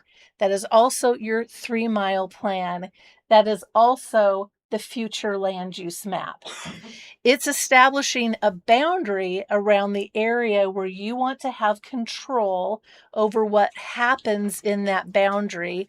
And again, this is part of the comprehensive plan. And all it's doing is it's saying, we kind of like this concept of suburban business or innovation district, which is the purple area, open space areas. This is what we have in mind for these areas. It's a vision. So again, it's not legislative, it's just a vision. And then that big bold red line you see going north and south, that's the dividing line between Weld County on the right or on the east and Larimer County on the west. So when we talk about this intergovernmental agreement, we're just talking about that boundary in Larimer County. So our comprehensive plan from 2021 even though it was right smack dab in COVID, I know Administrator Kirk and member, I believe, Trustee Murphy, you were involved with that comprehensive plan. You did an amazing job during the time of COVID, getting a lot of people input and their engagement. You have survey responses, open responses, and attendance at virtual open houses. So the results from our comprehensive plan can be seen in the goals and the action items for your existing comprehensive plan that are directly reflected upon the input received by citizens. So we have action items in the comprehensive plan. One is to update the development code to include placemaking techniques. And right now, the town is taking a look at some of those issues. Work with agriculture landowners to establish conservation easement to preserve productive open lands. And again, 2 grants were received, and Administrator Kirk and other staff members are working on preserving more open space. And there was an open space consortium held at the end of March. And then also excerpts from the comprehensive plan that are relative to strategic growth is update the Berthoud Larimer County IGA is actually an action statement in that comprehensive plan. And so tonight is the beginning of that endeavor. Also updating the Berthoud Weld County Intergovernmental Agreement, and staff has reached out to Weld County. Adopt a 3-mile area plan, which we do every year. It's basically the map that you just saw, and then some narrative materials, and then annually adopt a resolution updating the town's 3-mile plan. So there are 2 goals. So that's really important, and we do that. So we get 2 points for doing one thing. Then again, the major component of a comprehensive plan is that future land use map. And again, it's that vision. It's that work plan, the blueprint. It's our business plan. What do we think we're going to be? And again, I heard you all talking about how, I think it was Mayor Pro Tem Albrecht. The hyphen is getting me confused with your name. I apologize. You talked about how over time things change. And so that comprehensive plan, again, within the boundary, those things are changing. However, we like our boundary. We like to be able to control what is happening in our boundary, and we do that through intergovernmental agreements. And I believe this is slide 8 where I'm supposed to hand it off to you, sir. Perfect. No, All you're right. good. All right. Well, thank you, Mayor, Trustees, Matt Lafferty again with the Community Development Department in Larimer County. This is like the 4th or 5th GMA boundary that I've done here in the last couple of years. And it's a representation of what has been placed for almost 40 years. We've had an intergovernmental agreement with your town. That intergovernmental agreement hasn't been as strong as what we might like it to see at the county. And I'll go into some of the reasons why, but that agreement has been in place for almost 40 years at this time. And we're happy to continue to work with you. That's our goal. And that's part of our comprehensive plan, is to establish these types of relationships. Just real quickly, Ann's covered most everything as what comprehensive plans are and what they're not. Some of the key components of what our IGA talks about are annexation policies. How are we going to play in the sandbox together? You know, when is it that your staff gets to review things? When is it our staff gets to make things? When are you as trustees making a decision on an application or something? Or when is it the Board of County Commissioners that gets to make a decision on something? So this intergovernmental agreement is what sets forth all those things. And that's our contract between each other. As Ann talked about it, you have a UGA boundary. A lot of people call it a GMA boundary, and it gets conflicted with some of the things we're going to talk about here in a few minutes. But a growth management area can be either a regulatory tool or a policy tool. In most cases, it's a policy tool. It sets a planning boundary out there that says, this is where we're going to work in and where we're going to apply our rules and our desires. In a regulatory standpoint is where the Larimer County steps in, and we want to work to implement your policies. We want to see your comprehensive plan adhered to and put into place. We can't do it without the regulatory component. We have to have a zoning enforcement tool that's put into place. This we call a GMA overlay zone district. And so if we take your GMA boundary, and I'm going to skip across the slide or two that here, and we draw that boundary up to match your boundary, and we attach that to the intergovernmental agreement, and then the county adopts an overlay zone district that represents this, then our code applies. And our code says we would comply with your policy statements and your comprehensive plan, and that we would do our best to adhere to your goals and your objectives. It doesn't pull all your standards in, but it gets us 90% of the way there and allows us to put into place the proper tools that we can impose onto property owners. Because if you think about it, if we're in a partnership together and we make an agreement, the people of Berthoud, or the unincorporated residents, are not subject to that agreement. They haven't signed into it. We haven't had a public hearing about whether or not they're subject to rules or whatnot. So the overlay zone district takes us through that public hearing policy or hearing status, and then it puts into place an overlay zone district. And that comes out of our code. That's why Ann says we're going to take the heavy lift on this. Because what's going to happen in this process, if we follow through with it and you support us on it, is that we're going to go out and meet with your future residents, the unincorporated people of Larimer County. And we're going to tell them that we're going to put this overlay district on them. And they're going to look at this and say, well, wait, this is additional regulation upon us that we're not expecting. And maybe some of them will say they don't want to be part of Berthoud. Some will say they do want to be part of Berthoud. I've experienced it all. And we will take that input and we will conduct it in the public hearing process and show that out. And ultimately, I hope that our Board of County Commissioners put that overlay zone into place so that we can implement a good intergovernmental agreement. So that's kind of where we're going. Just to give you a perspective, this is your old GMA map, the one that is currently under our IGA. It doesn't include the areas that are outlined in those circles there. So in your northeast corner of your community, those areas currently aren't in the IGA, and the county cannot follow any of those standards that are outlined in the IGA to protect land uses based upon your goals. Same thing happens in large part of your southern boundary, all the way down to the Boulder Boulder County line. So this new map that we're putting into place will take into consideration your comprehensive plan in its entirety. We match boundaries inside that boundary.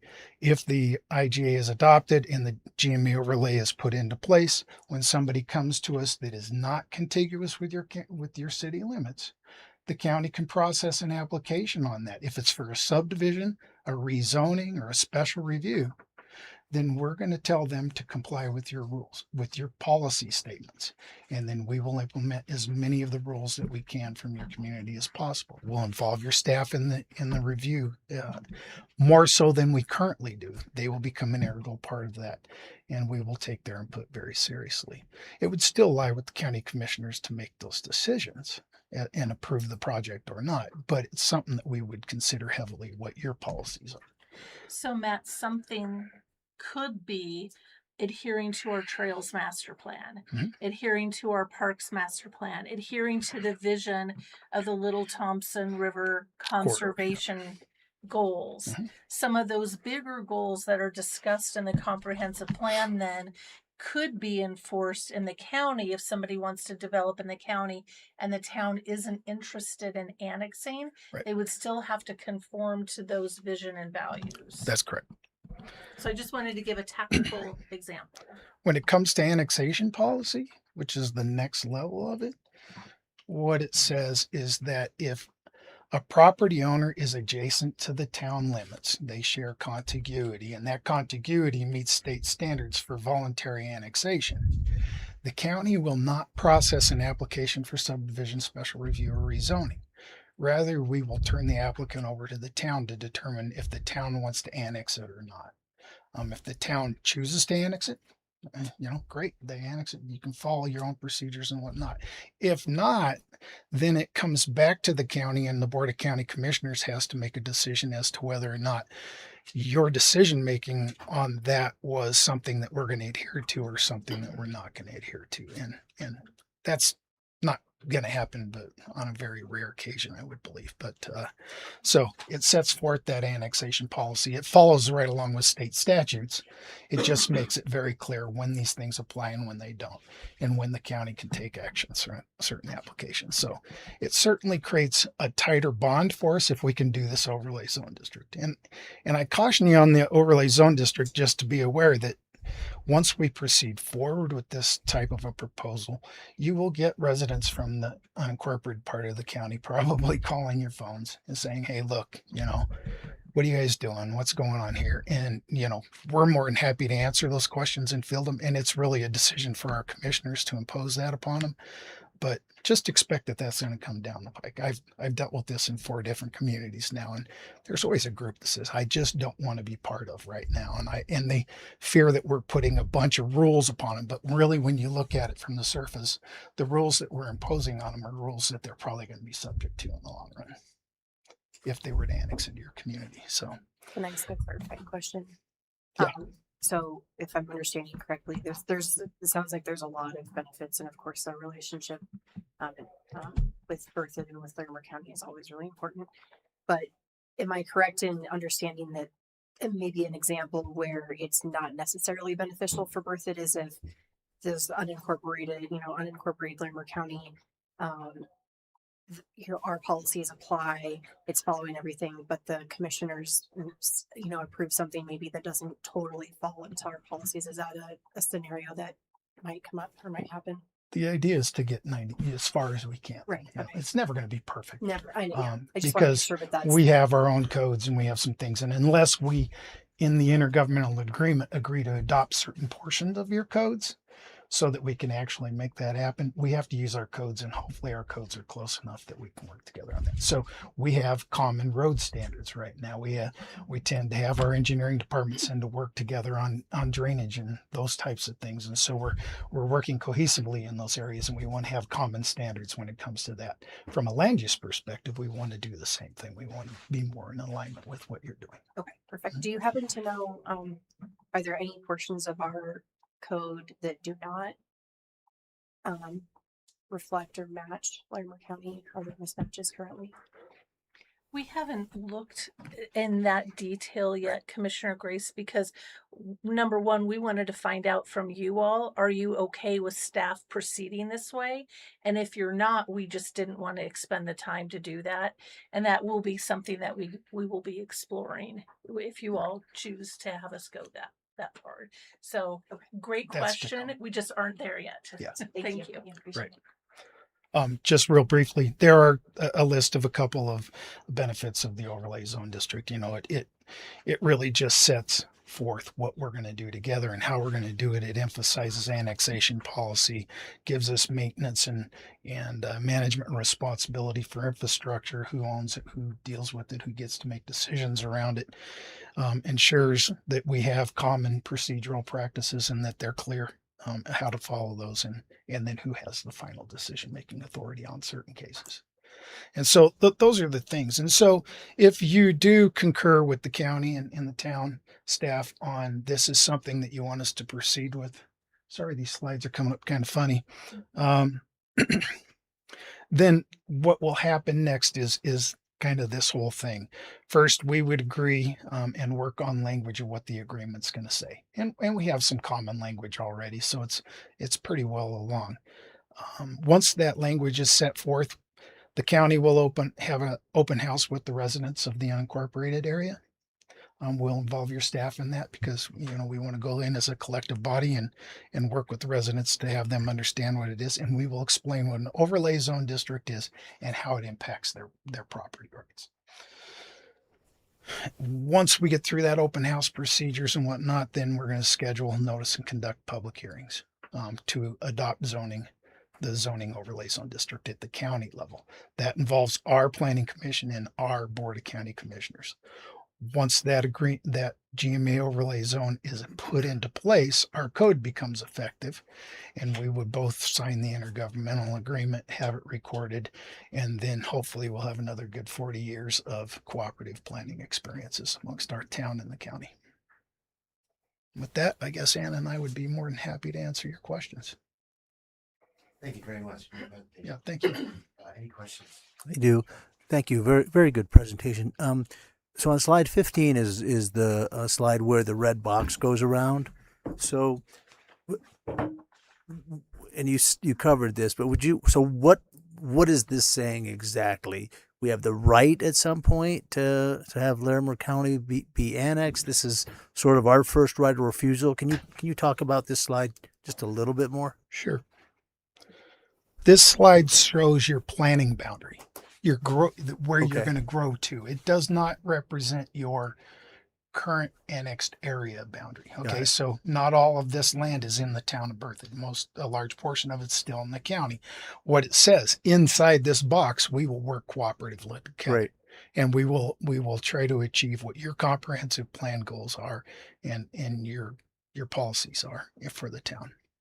And would the reality be that we see at some point in time, 10 years, 20 years, 100 years, this would all fill in as Berthoud? I mean, is that sort That of would be the ultimate goal. okay? We would prefer that it all get annexed tomorrow, then the county doesn't have to deal with it. But Great. I'm sure there's a reason we're not doing that, but I don't know what it is. And then my second question is, we've had developers come to us and essentially say, not verbatim, but close. If you don't give us everything we want, we're just going to go to the county. Can you talk around that as Sure. if it's totally their decision, and maybe it is, but you could just. And that's the difference between the intergovernmental agreement we have in place right now and what I propose that we will do. Because the intergovernmental agreement we have right now does not have an overlay zone district. So some of the strength of the county to be able to tell that developer that we're going to align with the town on the policies and the long land use goals isn't structurally in place right now. If we can adopt the overlay zone district, our code says that that will happen. And this agreement will be implemented, which then they won't be able to turn and make. And one of the criteria seems to be density. And again, I could be off base here, but we seem to require a little more density. The county allows a little less density. Is that a relatively accurate statement in most cases? Historically, that's how it's been because of the difference between your zoning and our zoning. Great. And your land use objectives. And with this agreement, that would be probably tightened up to where they would be much more similar? Yes. Okay. Thank you so much. And just to clarify on that point, the density comes a lot of times with infrastructure. So you control your sewer infrastructure, and typically towns and cities do not provide sanitary sewer services outside of their corporate limits. And there's various legal reasons for why that would happen. The idea of the GMA, if we work cooperatively, is that inside of this cooperative area that you would be able to provide those services to them, because ultimately you're going to annex those properties because they're going to meet your standards. And so we would want to look very closely at that. That way we can drive density up to where you have it. Thank you so much. To follow up on that first question he had with this map, is there a map that shows how much area is still in unincorporated Larimer County in our area in this map? Go back to that urban growth boundary and kind of see the black line versus the red line.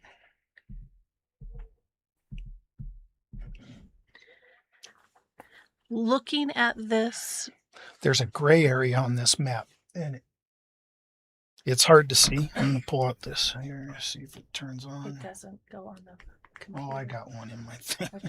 Okay. If I can just try to do it. The gray area right here, and it comes all the way up through here. All that dark gray is your town limits. Everything colored around it is pretty much unincorporated Larimer County. So it's a pretty big area. It's probably 70 to 30.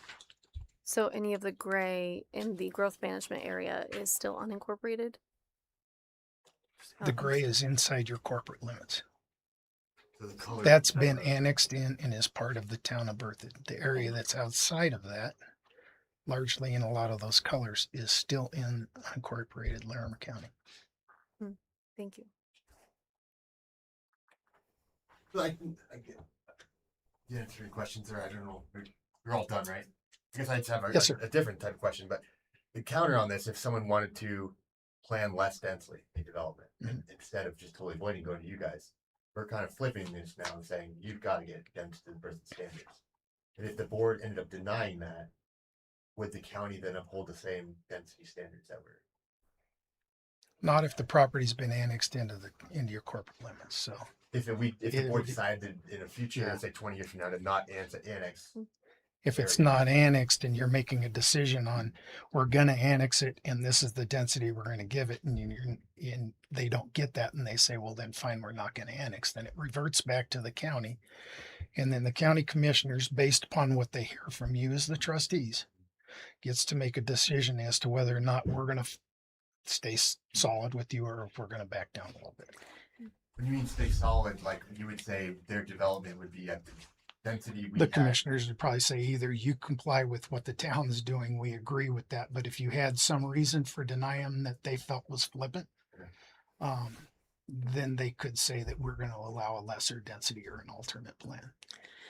But if there was a development already in the county, obviously they're grandfathered in. Even if we annexed them, we're not going to go back. That could never happen. And Correct. Right. Right. And if I can jump in, remember that the premise of this is based on our vision. So we're in a green area that's near the Boulder County line. We're not most likely going to support urban scale development there. So really the density area is in that innovation district to the county line road. That's where in the comprehensive plan and on our comprehensive plan and the innovation overlay, we actually talk about density in that area.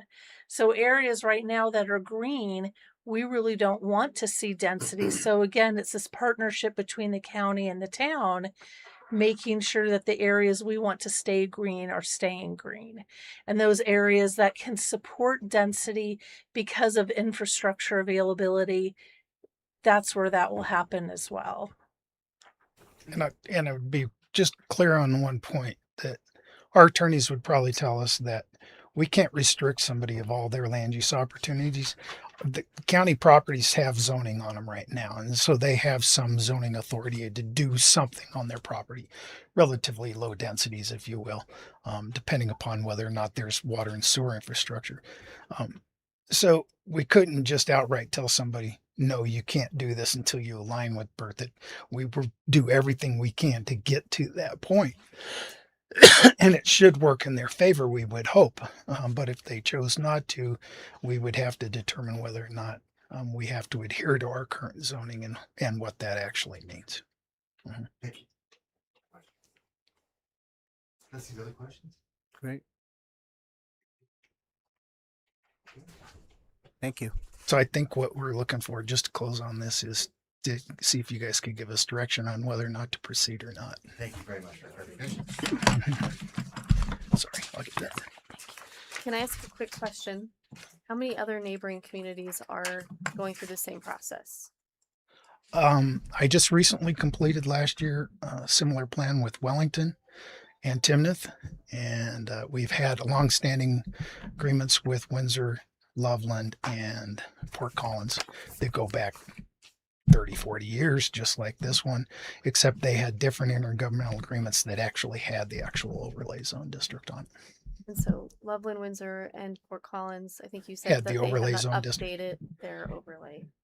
We haven't updated those for a number of years. They just stay into place and they renew themselves automatically every 5 years. But Windsor and Timnath, or not Windsor and Timnath and Wellington, we just recently adopted brand new ones for them. And that would be similar to this. Very almost identical. Yep. Okay. Thank you. And those match up with Loveland and Fort Collins. Is there anyone in the audience that wishes to speak? Okay, thank you. Back to the board. Sounds like we're generally supportive of this. Okay. I am supportive of it.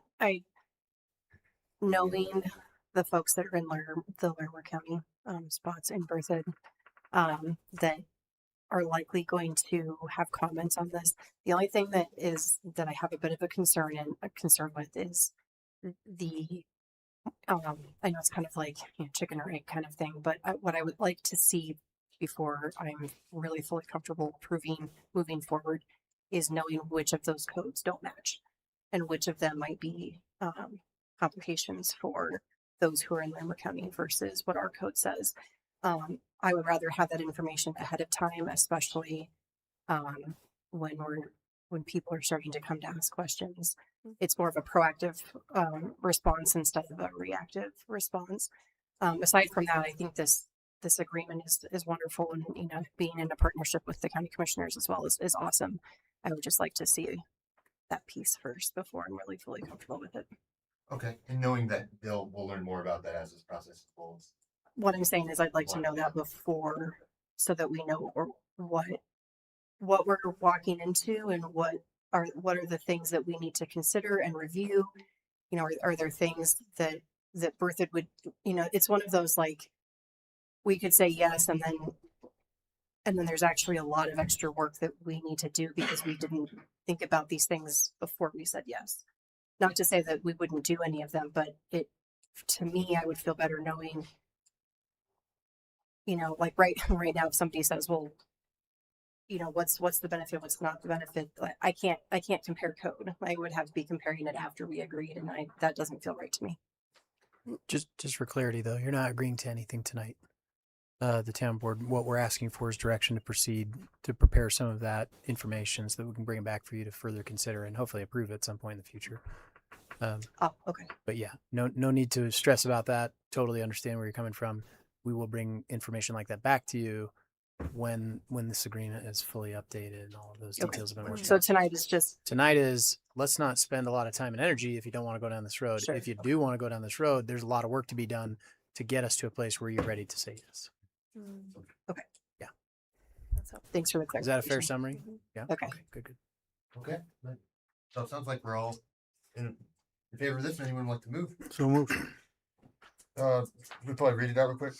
Move to direct staff to proceed with development of updated intergovernmental agreement between the town of Berthoud and Larimer County regarding growth management, and to return to the board with a proposal agreement for consideration at a future meeting. Is there a second? I'll second. All right, Mayor Pro Tem has seconded. We have a motion by Trustee Wing, seconded by the Mayor Pro Tem. Clerk, can we have a roll call vote? Trustee Wing? Yes. Trustee Grace? Yes. Trustee Anderson? Yes. Mayor Pro Tem Sorcelli Albrecht? Yes. Trustee Murphy? Yes. Trustee Albrecht? Yes. Mayor Karsbeck? Yes. Thank you very much. They've come down to Berthoud as well. Let's take a Mayor 5-minute Respect. break. Yes, just gonna ask her. Cool. So we'll come back at let's say 40. We'll do 40.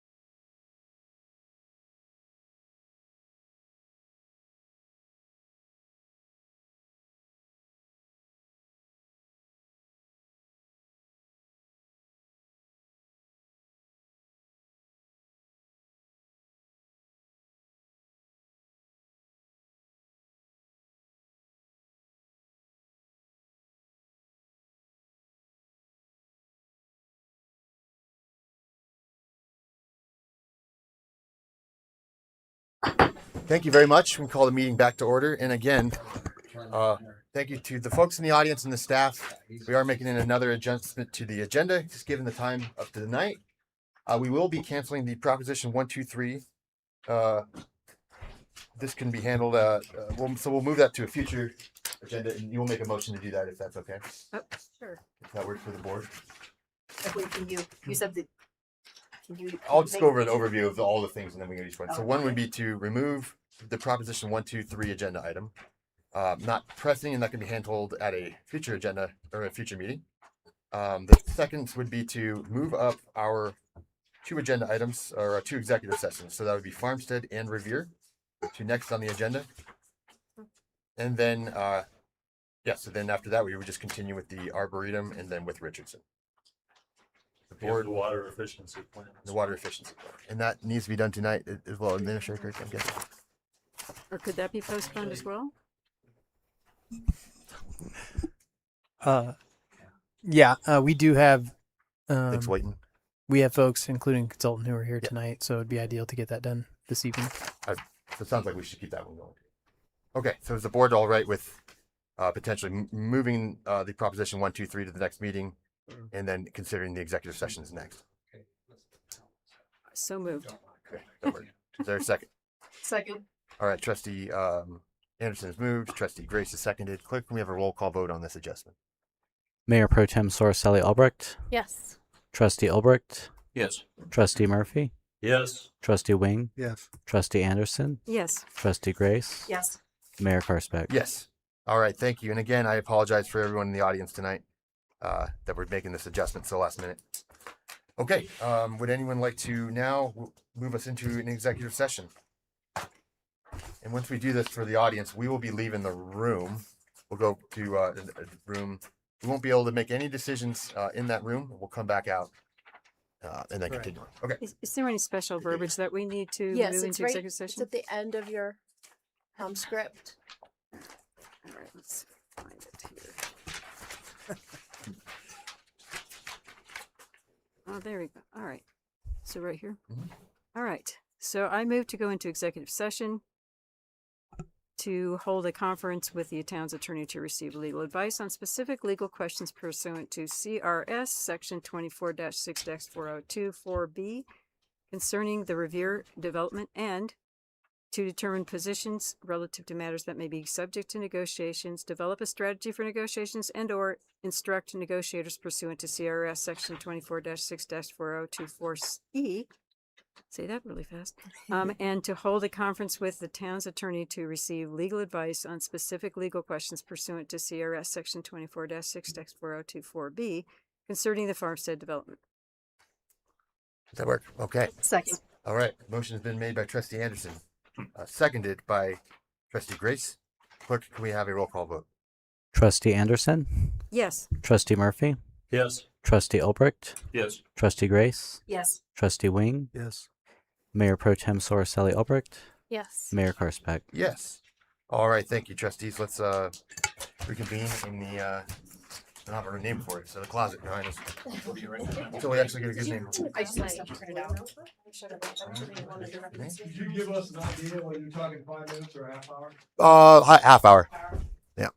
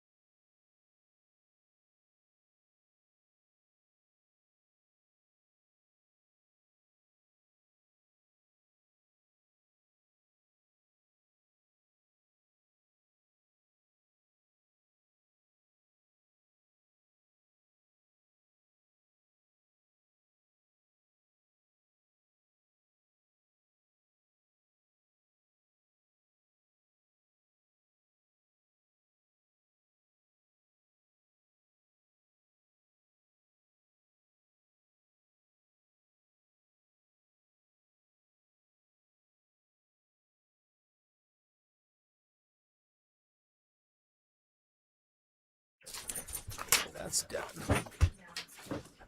Thank you again for allowing us to move up their executive session items. And we will now move on to, let's see, the numbers are going to be screwed up here. Thank you. Number 4, the water efficiency plan presentation and feedback for public review. And we have our water utilities director, Ken Matthews. Thank you. Thank you, Mayor Carsbeck, Board of Trustees. I got Courtney Black here with us. She's the our consultant, formerly with Antera, and she's with Jacobs now. Antera, she's gonna stick with us and kind of finish the job. Actually, she is who we first started talking to back in like third or fourth quarter of 2023, when we realized that we needed to pick this plan up, dust it off, and rework it. The last plan that Bertha did, it was actually called the Water Conservation Plan. It was dated in 2007. This project kicked off in earnest about 9 months or so later, when we got a $41,000 grant from CWCB for the work. Let's get to the right presentation. There we are. And then we've been working on that in earnest. So today we have, and in your package was a draft copy of the water efficiency plan for your review. We'll talk at the end about the approval process as we move forward. So looking at kind of why we're here, the purpose of the plan, we should always strive to be good stewards of our water resources. One of the aspects of it. The guts is kind of really in item 2. We could talk about this all day. We could write plans but if we, at the end of the day, if we haven't reduced our water demand and our peak flow coming out of our water treatment plant, we really haven't done anything. So that's really where the meat of what we're trying to do is. Lastly, we are swimming in data. And we're implementing new initiatives that you guys have been hearing about, the AMI project and the asset management project, to build even more data. We need to work better at managing that data. That's another aspect, another purpose of this plan. The benefits, what we'll get out of that, and I apologize for our presentation morphed a little bit when we went from one computer to the next, but basically we're talking benefits here. Resiliency and sustainability will provide a more reliable water system, especially in the event of a drought like what we're going through now. The coordinated water stewardship, what we're talking about there is teaming interdepartmentally within the town, working more with the Board of Trustees with respect to this. Other communities, Northern Water, that's kind of what we're talking about there. Costs, that's a big aspect. I think I mentioned before that the previous plan was called a Water Conservation Plan. We're calling this an efficiency plan. The CWC guided process for this is now, they're all being called efficiency plans. I like that better. Conservation is kind of a double-edged sword. You can conserve your way out of business if you're not careful. And so that's one thing that we need to be careful of. And instead, we want to focus on efficient operations. I look at this efficiency plan as just good business. When the day is done, you can sell all the water you want, but if you don't have an efficient operation, you're going to lose money. And so that's what we're focused on in number 5 there. The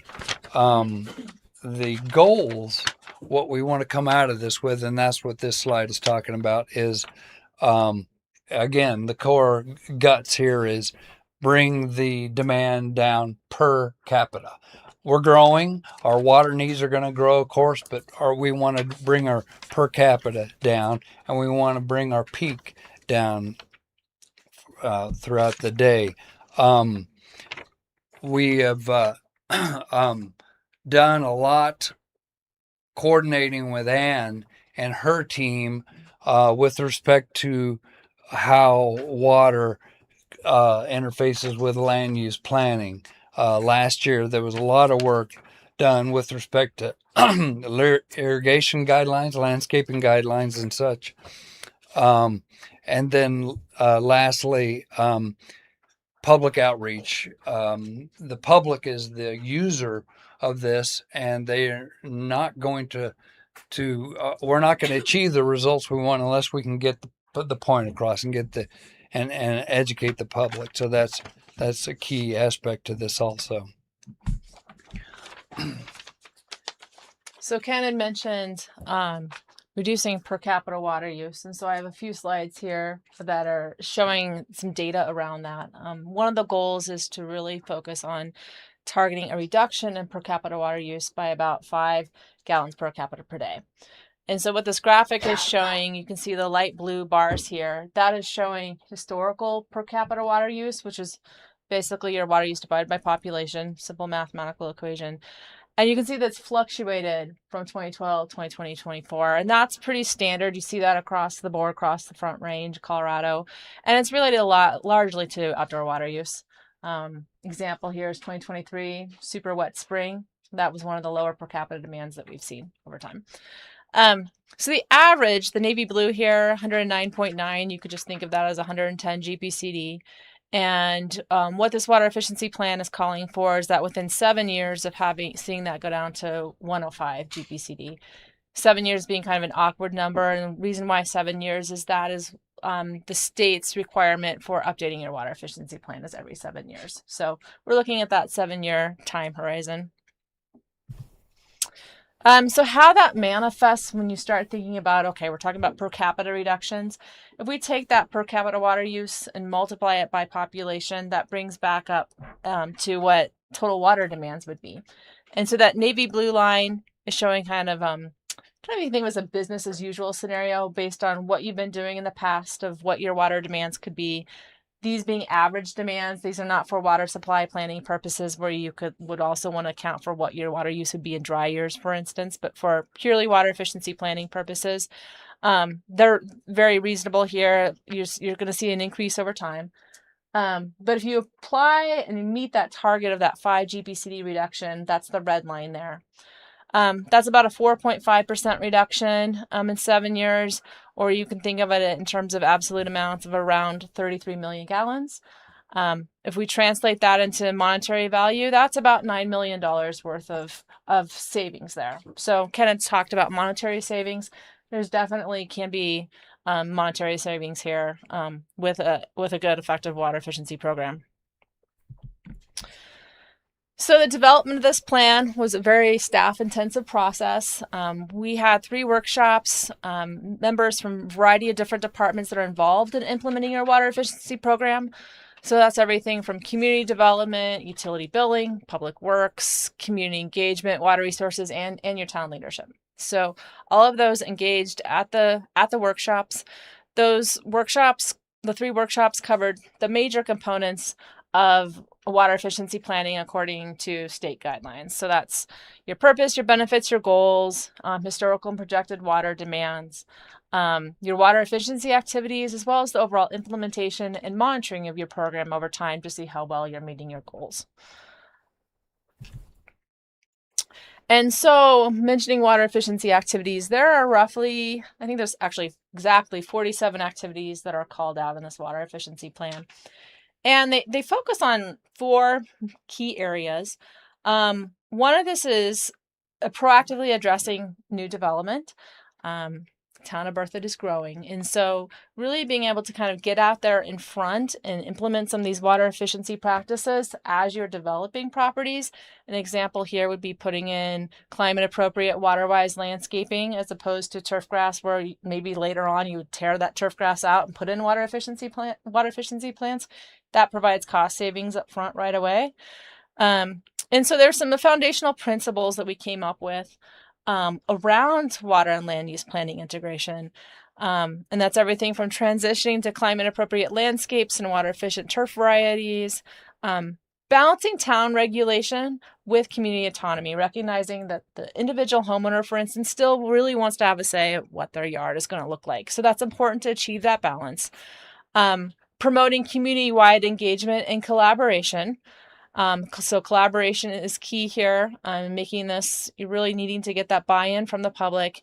And then when it comes to also fostering multi-level interdepartmental coordination amongst staff, amongst leadership, and amongst other stakeholders and partners and water providers out there as well. So really an integrative approach there. Another piece here is focusing on outdoor water efficiency. Indoor water efficiency, a lot of that is occurring. We're seeing reductions in indoor water use per capita across the nation, and largely that is attributed to improved technologies and when it comes to appliances and fixtures, lower flush toilets, more efficient dishwashers, clothes washers. So a lot of that is happening. But when it comes to an outdoor perspective, there's still more work that can be done across the U.S. And so when it comes to Berthoud, and sorry, this has creeped over to the left-hand side here, but we're talking about best practices, particularly when it comes to parks. Berthoud, as well as a lot of other providers along the Front Range, work with Resource Central to implement a variety of programs focused more on the homeowner. So that's slow the flow sprinkler consultations, guard in the box kits, turf. They have a turf replacement program. All of those programs are promoted by Berthoud, and really that individual homeowners can engage in and doing. And the Northern Water also offers programs that Berthoud is promoting to really help with larger, more common space irrigation in spaces outside of just the private homeowner. And then another area that these activities focus on is expanding public outreach. And so some basic principles around these are prioritizing transparency and accountability, clarifying rules and responsibilities, really emphasizing shared goals to leverage those mutual benefits, and then fostering long-term engagement. And so keeping those principles in mind, a number of activities called out in the plan relate to a new communications plan, really providing that solid interface between and key messaging between what the town is doing, as well as with the public, demonstration gardens, monitoring and conducting high level of outreach with those water users within the town that are using more water than others, and then really promoting partnership programs as well, leveraging other resources where you can maximize benefit while minimizing costs. One specific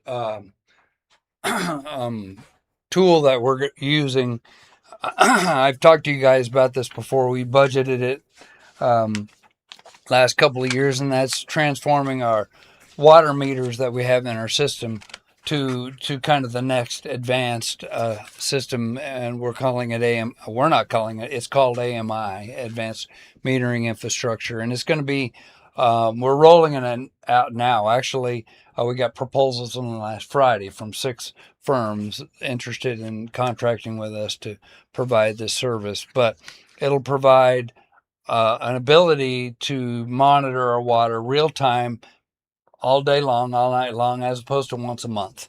And the benefits of that, I could spend hours talking to you about that. So that's going to be really key. We're going to get a handle on several of the objectives that we talked about, our unaccounted for water and being able to identify when leakage is occurring, et cetera, et cetera.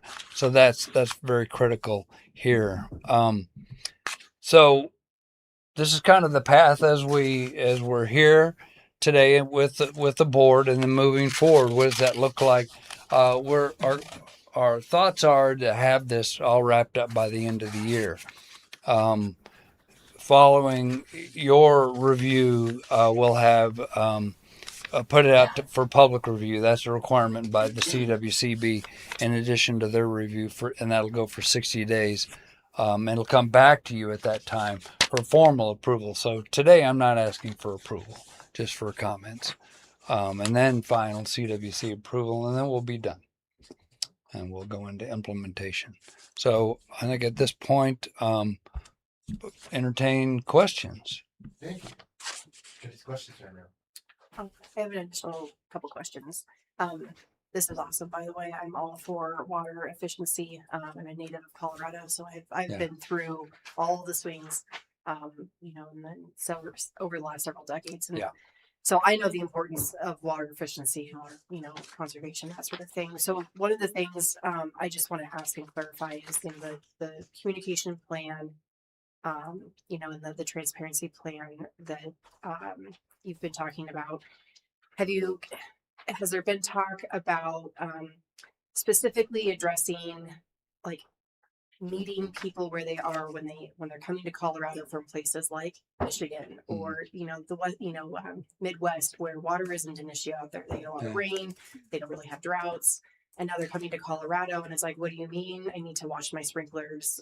I've never had this problem before. Why is this important? Why is this needed of me? Have you considered I don't want to, targeted messaging is like the wrong word I'm looking for, but helping them understand the why to be able to preserve this Colorado that they love so much, where they, you know, they moved to.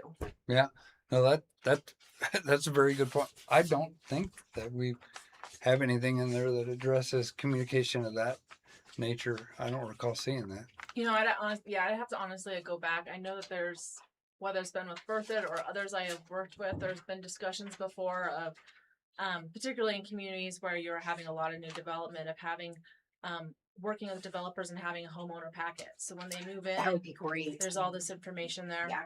Right. Especially with all the resources where we're promoting, you know, like the garden in a box and the sprinkler, you know, check-ins and the Northern Water programs. That would be amazing for, you know, for new development. Yeah. I know that's it, that I've just talked to people who, you know, have moved to Colorado. They've come from areas and they're like, oh, we didn't realize that this was such a big deal. And it just would, I think it would be really helpful to help integrate them into what it's like to live in Colorado and a piece of that are water challenges and what their part that they can do both indoors and outdoors. Yeah, that's great. Maybe also help get a good understanding of how their non-potable water system works would be advantageous. Yes, exactly. There you go. Yeah. Perfect. Just one question. It's just a tip. I'm sorry. No, go ahead. You know, just today, as an example, seeing thousands and thousands, tens of thousands, maybe more at noon, 1, 2, 3 o'clock in the afternoon on our golf courses. And, you know, there's golf courses in Arizona where they have, it's not all fairway, but it's target golf. And I just wonder along those same lines, you know, communicating, making some changes there. You could cut this unbelievable amount of water down in half if we change some of those things. I don't know if we have any legal ability to do that or influence, but that's a reality. It is, and actually, I've spoken to the folks at TPC, you know, about that as we've, you know, have hit these tough spots. The kicker with those guys are they acknowledge that may be in the future, but they're doing all of these other active methods that are really above and beyond anybody else in town, and including in-house, to conserve water. So what I'm seeing is they're doing a lot, and the water they're irrigating is their water. Basically. So it's when that runs out and they have to come to us, then and we have had situations where we've had to say, no, that we're all out. You can't, you know, we would need to send Colorado Big Thompson units to them. And you know, then we don't have enough to carry over for the next year. So no, we can't do that. And so we've had to do that in years past. I don't think we're going to have to do that this year. We're not. I think we should be in good shape. But I mean, that is a good point. I guess my point is, Trustee Wing, is what I'm seeing from them is pretty solid programs. But they are aware that there may be a day when things get tough and those fairways would need to shrink some. I was just curious too, and I was trying to find some of the action items, but one of the things that came to mind with this, if we're reducing the per capita usage and doing the communications with homeowners, is there any type of tools that reduce the amount of water usage in a home that they could implement, and we incentivize, give them a discount on their utility bill if they improve, if they put these implements in place? Yeah. Something like that would be really practical. Yeah. Well, that the incentivization concept was thrown around a lot, paying to remove sod and paying for water efficient appliances. And we walked away from that. We didn't feel like that was the direction that we wanted to take. This is a draft plan. So we could look at that. But as of right now, we have not included those cash type incentives in this program. And was there a main reason why the deviation from those? Like, well, I guess our thought was, there's a lot of low hanging fruit out there. Areas where what we identified was so many areas where we could save so much water or reduce potable water, that became an outlier. And you also look around and Courtney may be able to talk about success in other communities.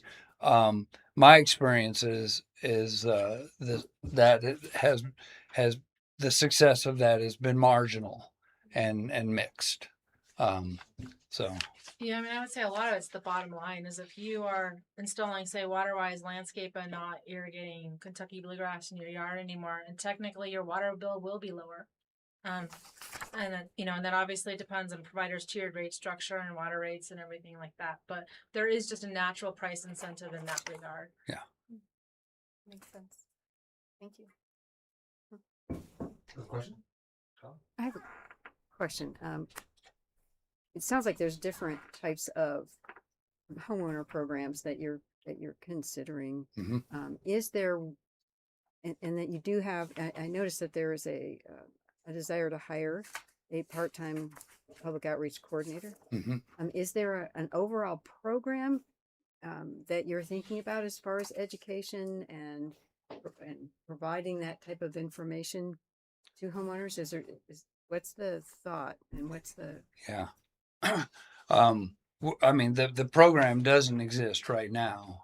The first step is this is the direction that we want to go. We got to man ourselves up to do that.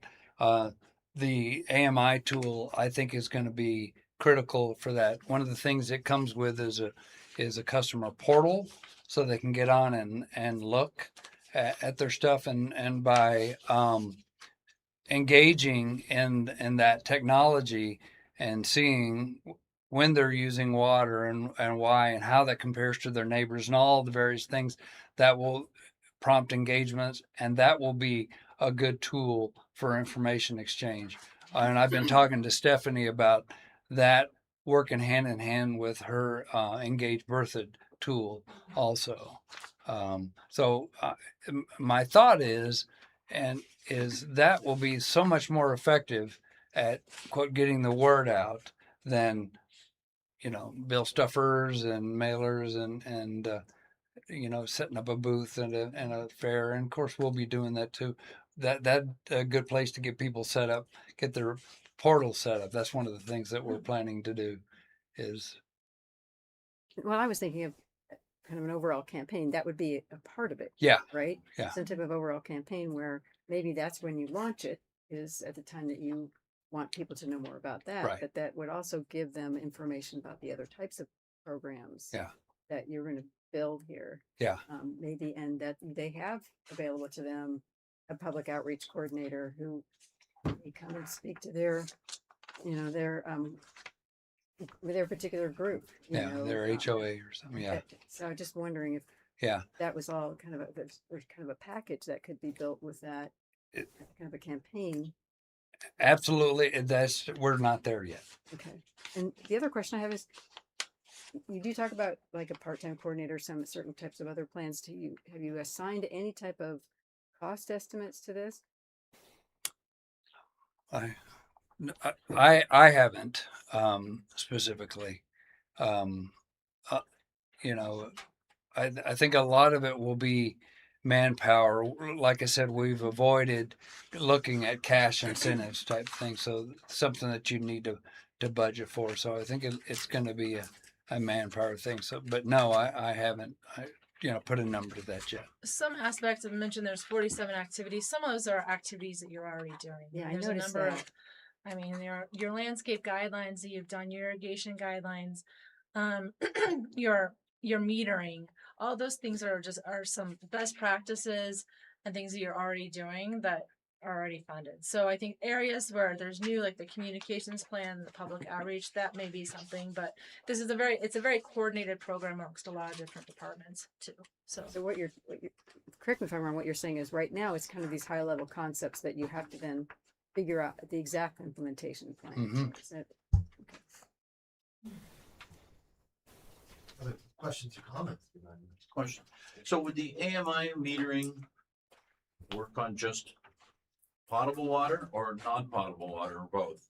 Initially, just potable. Potable. And how would that be implemented? Only on new homes, or would it No, have to be? it'll be implemented to all users. One of the proposals that's come in is from the company that's providing all of the meters in town already. Okay. So that would be a pretty easy retrofit. So you said you already have some cost estimates on that? Mm-hmm. Any rough idea on those? Yeah. Well, we like I said, I got 6 proposals we got on Friday, so I'll be honest, I haven't cracked them yet. Yeah. So that'll be the next thing. The water plan is the next thing I'm going to talk to you guys about, but then after that will be the AMI. Trustee Murphy. Yeah, I had additional comments on this. Again, I appreciate the work you guys have put into this. The one thing I'd like to see more of in the plan would be on page 40 of the PDF or 34 of the document where it covers water efficiency and potential cost savings effects. I'd just like to see an expansion or an elaboration on financial impact from reduced revenue and then benefits from delayed capacity expansion. I think we all want water efficiency, but understand financial impacts, beneficial or negative, would be helpful. Yeah. That sounds legit. So just to make sure I understand, so the water demand will go down, the per capita use will go down, and as such, revenue will go down. So that's what you're talking about there. And then if we have a deferred expansion to our water plant, there's some cost savings there, and the present worth of those cost savings of delaying that, something like that is just additional exploration. Yeah. Okay. Helpful. Okay. I got you. Otherwise, looks pretty good. Thank you. I think it's great too. Thank you very much, but You bet. that's where it goes. Okay, moving on to item number 5 tonight. Pretty survived. The Berthoud Arboretum cost reduction update. Can I ask a question before we move into that? I know people have been waiting a long time to get to this. It's 9:45. Do we think we're all in a position where we can talk about the Arboretum and Richardson Park with fresh enough minds? Because these are some pretty major financial decisions that have come across, and I just don't think trying to cram them in late at night is a great idea. Okay. Has anyone else? I concur. Okay. Yeah, I would agree. I only disagree just because I want to honor. not hear any of that. Oh, I only disagree just because I want to honor those who are in attendance, because they waited this late to hear about the topic. So it makes me think that we pushed through because of that presence in the room. But I understand. Yeah. Which was it? Which part? Could you repeat your first part, Trustee Grace? Oh, my first part. Yes, of course. I honor and respect the fact that there are members in the audience who are here to talk about the Arboretum, who are, you know, staff, citizens, and talk about Richardson. I'm looking at the time here. I know that these are not going to be just 30-minute conversations. And what I asked of the board is, do we think we're all in a state where we can talk about this with fresh enough minds, because both the Arboretum and the Richardson cost, this is a pretty big financial decision for us to be talking about, and it's getting pretty late in the evening after a full day. Okay. So that was I was requesting to move these items to another, and we can even do it for like a separate meeting, not on our next regularly scheduled meeting, but a special meeting. And I'm wondering, does it make sense that we do have people here who would like to probably testify about this? Does it make sense to allow that testimony and then postpone the decision to another meeting? Because I think it's going to take some discussion. It's going to take a lot of discussion. Does any agree that the initial ask of moving these? I agree. Okay. I agree. I feel like I could do them tonight, but I'm certainly okay with moving them too. Okay, then the second part was, could we allow, which we should be able to, right? It's not public. That's fine. Yeah, if But we need a presentation before they would. Yeah, it would be a little odd to have public comment when you don't have When we're not gonna an make a item decision. or a presentation. I know, and I really understand that, you know, what we're saying is you guys waited and stayed for so long, and now I'm asking to move it. And so Can we two things pull can the be true. I'm very sorry for asking this, and because this is such a, you know, huge financial impact to the town of Berthoud, trying to make and have these conversations and make this decision past 10 o'clock, I think does not serve our citizens well. Thank you, Trustee Murphy. If I could, would it be possible to consider this as just a general public comment period, considering that we are not taking up either of the items right now, and open it up to any remaining individuals in the audience? Can we do that? Does that work? Oh, let's do that. Carberry? That's fine. Yeah, if that's what you'd like to do. And Trustee, Mayor Pro Tem Sully Albrecht, you brought up potentially polling the board? Could we polling the could we audience? poll the audience if they prefer to stay and have the conversation? I mean, I shouldn't, I don't know if we want to, but Because I'm happy to continue. yeah, I'm happy to continue. Maybe we want to put that to a vote. I mean, we could do that as a consensus if you guys want to, but. Well, we also have to vote to extend past 9:30. Yeah, we haven't done that. Okay, well, if the majority feels like we need to move it, then that's settled. I would like to hear what the audience has to say, though. Yeah, if we can meet in the middle, hear what the audience has to say, to respect the fact that they came to the board meeting. Sure. And then move to another meeting, then the presentation and the rest of the conversation, that would be great. So we just do a general public comment, and then, I mean, this isn't a public hearing, but then they could repeat the same thing at the next meeting, I guess. True. That's really up to you. Okay. But I mean, I would first take up the motion to amend the agenda. If this is what you want to do, Okay. I think you need a motion to amend the agenda to be clear what you're doing, and then go from there. Okay. I'm really not interested in public participation. We're asking. Okay. Okay. I'm so sorry. So I there's not an appreciate that interest you in guys public are here. participation anyways. Let's do there's a motion to amend the agenda to remove. Sorry, we got to talk here. Motion to amend the agenda to postpone the Richardson and the Arboretum updates. Is that correct? Does anyone want to move on that? I will move. All right, so Trustee Murphy has moved to do that. Is there a second? Second. All right, Trustee Murphy has moved. Trustee Grace has seconded. Clerk, can we have a roll call vote, please? Trustee Wing? Yes. Trustee Grace? Yes. Trustee Anderson? Yes. Mayor Pro Tem Sally Albrecht? No. Trustee Murphy? Yes. Trustee Albrecht? No. Mayor Karsbeck? No. So that is a 3-4. Okay. So those will be postponed. And now, do we want to talk about public comment? Doesn't seem. Yes. I would like to make a motion to open public comment. Okay. General So public comment. there's a motion to open general public comment back up for anyone in the room tonight. Is there a second? Second. Trustee Wing has seconded. Clerk, can we have a roll call vote, please? Trustee Albrecht? Yes. Trustee Anderson? Yes. Trustee Grace? Yes. Mayor Pro Tem Sally Albrecht? Yes. Trustee Murphy? Yes. Trustee Wing? Yes. Mayor Karsbeck? Yes. All right. At this time, we have two signed up. Oh, these are for each individual one. Great. So this is regarding the No one signed up for the Arboretum, so we'll move on now to the Mountain Vista Park cost reduction and financing public comment. And we'll start off with Bill Hyman.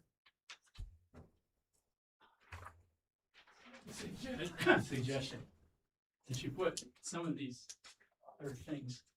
This is always last on the agenda. It has been for a year. Seems like you need to have shorter agendas. Certainly, I think that might be one of the running themes of the night. So more meetings, but certainly everybody wants to be first. Please go ahead, Mr. Hyman. Okay, well, this is about Mountain Vista. So again, this morning I did my lap swim, and I witnessed again how inadequate the town of Berthoud pool aquatic facilities are. It's just, it's almost embarrassing.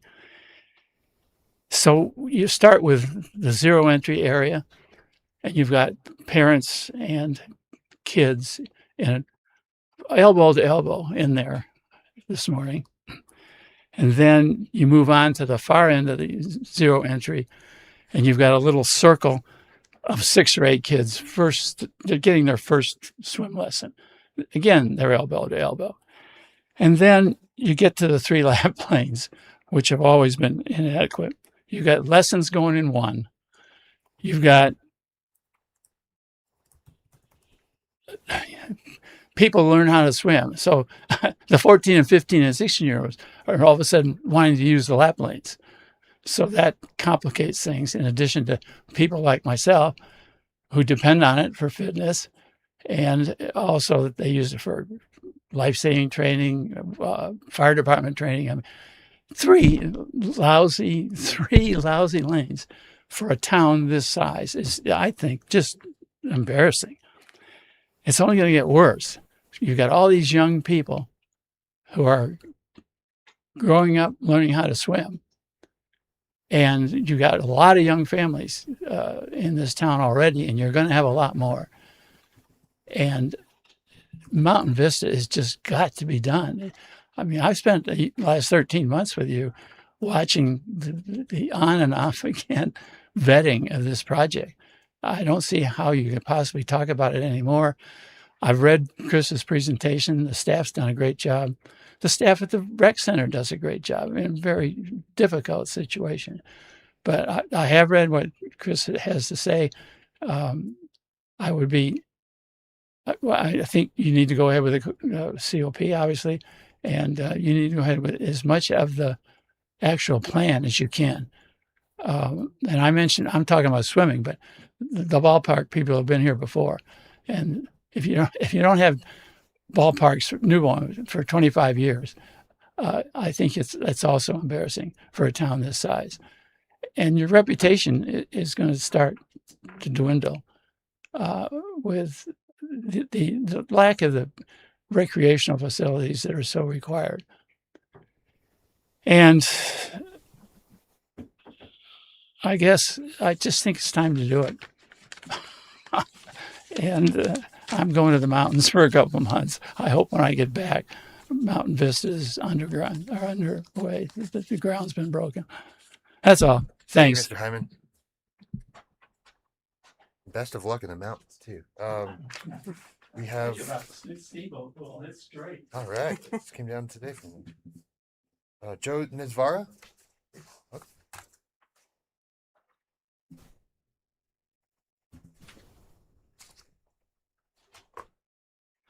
I was really hoping to do this after I heard more of the presentation and stuff, so I'm probably going to come back and pester you guys in the future and stuff. My concern is the sudden reduction in costs. In the economy we have going on right now, I don't see that being at that point. I think at the end of the day, we're going to be spending well over $50 million for this project. We need to get that dialed in now before we break ground. No disrespect for the needs of recreation and pools and all that other. But as a former contractor, I made sure that I had all these costs in place. I made sure I did take into consideration variables that can affect any project. Right now, we've got variables that are affecting projects immensely. Fuel cost raising, tariffs, who knows what else is going to come down the line. We, as a board and the community, really need to maybe just step back a moment and make sure we dial in these costs a lot better. Maybe go out to rebid again, because I don't know when the last time we had bids and project costs and stuff like that. But that's my biggest concern, is I don't want to get into the middle of this and all of a sudden we have a money pit. And so we plan for 43, and next thing you know, the final bill is close to 60. So how are we going to pay for that? Right? As a homeowner with my projects, I have to determine my budgets, and I have to determine what project gets done, what gets postponed, and what needs to be re-examined. I ask the board to consider all that stuff as they go forward with this project. Thank you. Thank you very much. That concludes those who have signed up. If any in the audience wishes to speak, did not sign up. Okay. Again, no one's signed up for the Berthoud Arboretum. So we will close that and move on now. Thank you again for those in the audience that waited tonight. I'm sure this is disappointing, but I think, yes, we want to have a fresh mind going forward here. So we will move on now to establishing, if I'm not incorrect here, give me 1 second, folks. Interview committee, am I right? Yes, thank you. Establish an interview commission for the fill vacancy on the planning commission. Clerk Samora? Am I? Sorry? Yes, that is Okay, correct. thanks. Good evening, Mayor Karsbeck, trustees. On the Planning Commission, we do have an upcoming vacancy here next month. And so with that, consistent with past practice, we do need to establish an interview committee. So the 2 members of the board, along with a member of the committee and a staff liaison, can interview candidates for that upcoming vacancy and make a recommendation to the town board to fill that vacancy. For the interviews, they will be virtual, consistent with what has been done in the past, and they will take place on Monday the 27th, with an appointment occurring on the 28th, the following evening on that Tuesday. And so again, we'll need 2 trustees to serve on that committee. Happy to answer any questions. Thank you. There's not any questions. The 28th at 6, is that right? The interviews will occur on the 27th at 6. Sorry, 27th at 6. Yes, And and then trustees are really gung-ho to, if you're very, very interested. I'm happy to do it. One thing that I want to clarify was there are 2 positions open, right? there is one position just open. one? Yes, that is correct. Is that Trustee Anderson's? No, I don't think Vacancy? so. Right? Oh, okay. Never mind. I think was it Someone Nick Semidalis's? Or? Oh, Yes. so someone Yes, already Nick expired. Semidalis, that position will be expiring next month. So Trustee Anderson has volunteered. Is there anyone else interested? What's the time again? The 27th at 6 p.m. Certainly do it. I'd be available. Okay, great. Is there anyone else? Okay, let's go with Trustee Anderson and Trustee Murphy. Does that work for everyone? We gotta put that in. You want that in a motion, right? I think we should do that. Sure. Would anyone like to move to add Trustee Anderson and Trustee Murphy for the Planning Commission vacancy to be interviewed on October 27th at 6 p.m.? I move to appoint Anderson and Murphy to the interview committee for the purposes of making a recommendation to the town board to fill a vacancy on the Planning Commission at the Board of Trustees meeting on July 28th, 2026. Second. Okay, we have motion's been seconded. Clerk, we have a roll call vote, please. Trustee Grace? Yes. Trustee Murphy? Yes. Trustee Wing? Yes. Trustee Albrecht? Yes. Mayor Pro Tem Sorcelli Albrecht? Yes. Trustee Anderson? Yes. Mayor Karsbeck? Yes. Excellent. That Thank concludes you. our regular meeting tonight, and we can move on now to reports. Who usually starts? I always feel like I pick on one side or the other. I don't know who. Let's do Trustee Albrecht. Do you have any updates, any reports, anything I could bring up in the last couple weeks? No, nothing for me. All right, thank you. Trustee Grace? 2 things.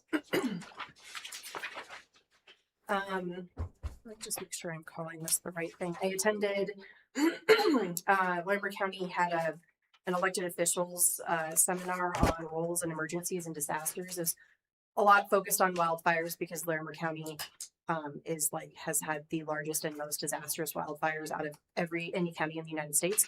But it does cover just emergencies and disasters in general. So it's really nice to hear from the Office of Emergency Management and LEDA 911 about how they handle things, pretty much what the process is, and you know, what they do in the first 30 minutes, along with what our role is during these times of emergencies and disasters. So I have a handout that I can scan and send. Essentially, it helps because everybody has their own role, and our role is, you know, making sure that we are communicating the right information. Not necessarily that we have all the information, but that we're directing people to the right spot, that is being updated on a regular basis, and then making sure that we are supporting emergency efforts. And then, you know, when recovery happens, there's going to be probably funds that are requested for recovery, which then would come to us. So those are kind of the areas where elected officials would be supporting emergencies and disasters. It was a really good seminar. They sounds like they're going to hold more of them. So as they come up, I highly recommend attending. It's a great learning opportunity. The last piece, I just wanted to check. It was Saturday. I hadn't quite seen it yet, but I just wanted to touch base on the Welch Street painting to have cars not park on those corners. It's done. Oh, it is done. Okay, because as of Saturday, I hadn't over seen the it. weekend. These guys done it. It was over the weekend. Oh, snuck it in. Good, awesome. Thank you so much. I think that's going to be a great addition. That's all I have. Excellent. Well, great updates. Thank you. Trustee Murphy. Happy to be back. Other than that, I wanted to discuss the strategic planning dates to make sure all the people were in attendance on board, and if we can talk about that during your report. Administrator Kirk, I'm cool with that. I have nothing else. Okay. Trustee Anderson.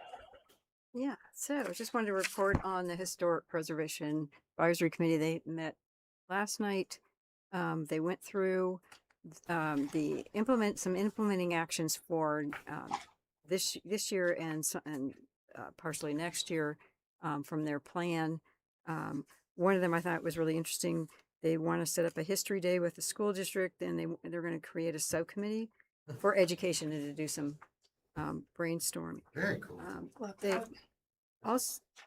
They also mentioned that there's going to be 4 openings pretty soon on that committee. So if you can think of people that are history minded or just are very interested in history, that live in Berthoud, that might be interested in that particular committee, It's like a subcommittee.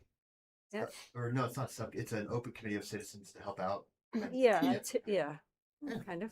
How many do they want? I think there's going to be 4, they said. Originally they said 3 and then they changed it to 4. So I don't know, Christian, if you know if that's the case or not, but I believe it is 4 on the Historic Preservation Advisory Committee. We will begin advertising those vacancies on historic preservation as well as the other volunteer committees. Here in the next few meetings, we will need to establish interview committees to then serve in making recommendations to fill those annual appointments. Because on the committees, the terms are staggered and they expire in September of each year. So on each committee, you have either 3 or 4 members expiring each year. okay. All right. So the other thing I wanted to report on was the library book sale is August 15th. So start getting ready for that. It'll be fun. I think you'll see some implements from the Bacon Boys there too. So also just wanted to make sure that we are having a work session on our meetings, right? Is that the August part of the August 4th one? I couldn't remember. We'll talk about that in my reports. I think we need to settle on a date. And then I wanted to ask you, I know at one point, and maybe you want to address this during your report as well, I know there was going to be like a meeting on, like we did like you did the open space one on water, right? Was that going to be in July? We talked about doing one in July. We had some scheduling issues with that. And part of what we're working on right now is a civic academy where we feel like some of that can be combined into that effort, both from a public outreach standpoint to a smaller group through the civic academy, but that those presentations and opportunities be available as well. We don't have one currently planned for July. Okay, no problem. I love hearing about the Civic Academy happening. You know that. I think we've got a So near good to- plan. dear For to that. my I heart. think we've got a really good plan for that. That's all I Great. have. That's great. Trustee Wing, In the interest of time, I'll pass this week. thank you. Mayor Pro Tem. I was just curious real quick from staff, based on the emergency protocols, did our communications plan, do you recall, when we went through that, did that outline the particular roles of the board during emergencies, or is that specific to staff? I believe so, but I need to go back and double check. It's been a while since I looked at it. Yeah. But yes, I believe it discussed kind of roles and responsibilities for communications staff Okay. and the board. And I think that's a good timing to bring that up, Casey, because of what we're going through and new board members. And I've fires even all over the forgotten place. what was in our communications plan, but it's really important that everybody is sharing the I lead agree. agency's information. And so just knowing those protocols Yep, and would be knowing super who, helpful. like who the trustees can contact of like, I see this, what information have you received, where do we need to direct our constituents? Exactly. That would be great. Yeah. If we can Thanks. get a reminder on that of what verbiage we had and what roles we played, that would be really helpful. Sure can. And then I got some negative feedback. Some of you know this amazing member of our community, but she just had frustrations with the 3rd of July event. And the main issue was that she said she didn't see many people from Berthoud at the event. Somebody really well known in town who does know a lot of people, and honestly, I didn't see a lot either. And so I took the liberty of kind of just doing a Facebook poll to get an idea of where people were viewing our fireworks show, because I don't personally watch it at the event, my family and I, so I wanted to know how other people experienced the event, and if they enjoyed it, why not, what would they change. Amazingly, all the feedback was 90%. Congratulations, Town of Berthoud. This is amazing. We love this event. Please don't change it. We're so satisfied with it, other than could we have some bathrooms spread in more areas so it's not such a crazy walk? Could we do a little more traffic control? Those are the main two takeaways. Predominantly, Berthoud citizens that responded said that they were viewing the fireworks from outside the viewing areas, so around throughout town or at a residence. And the reason why I wanted to do that poll is because I know our placer data doesn't track all of the viewers at homes. It's going to be within a confined area, so it was really nice to see how many people were viewing throughout town in their own locations, and some were still going to the event for a brief time and leaving and watching fireworks somewhere else. So I think that kind of helped address some of those concerns from that individual. The other concern that she posed was just having 2 nights of fireworks might be a lot on people who struggle with the noise, or pets that struggle with that. But TPC can I think do what they want. We can't control that. But the town of Berthouds were very successful. And I would like to know placer data if we have that tonight. I don't know if you have that tonight. I do have that prepared to share with you tonight. Great. And then the only other thing I had was, and if this is just me, then I'll just make this request, but really, really great to have an updated printed copy of our comprehensive plan. And I don't know how many pages that is, but a physical copy of all of the new updates we've made, the maps that include the mountain overlay, the different district overlays, just that physical copy that we can have on hand to reference during meetings. Sometimes it's not always handy to pull up online. I don't know if anyone else would like that, or if it's practical to print, but We can print anything you'd like. that would be lovely. Yes, please. And then one last thing I just noticed with our protocols with our motions is that we're just saying so moved. I think it does help when we actually read the text, just because the viewers at home aren't seeing our exact motion language, and that way it gets recorded verbatim unless we made edits to our meeting minutes. It was just a small thing. I know it takes a little more time to read through it. Totally right. I do too. But okay. But you can still if it's all the same. I think no matter if I read it aloud, anyone reads it aloud, and just so move to someone else's, as long as it's read out loud. Yes, yeah, as long as it's getting out there and in some manner. Yeah. Sometimes though we do change it.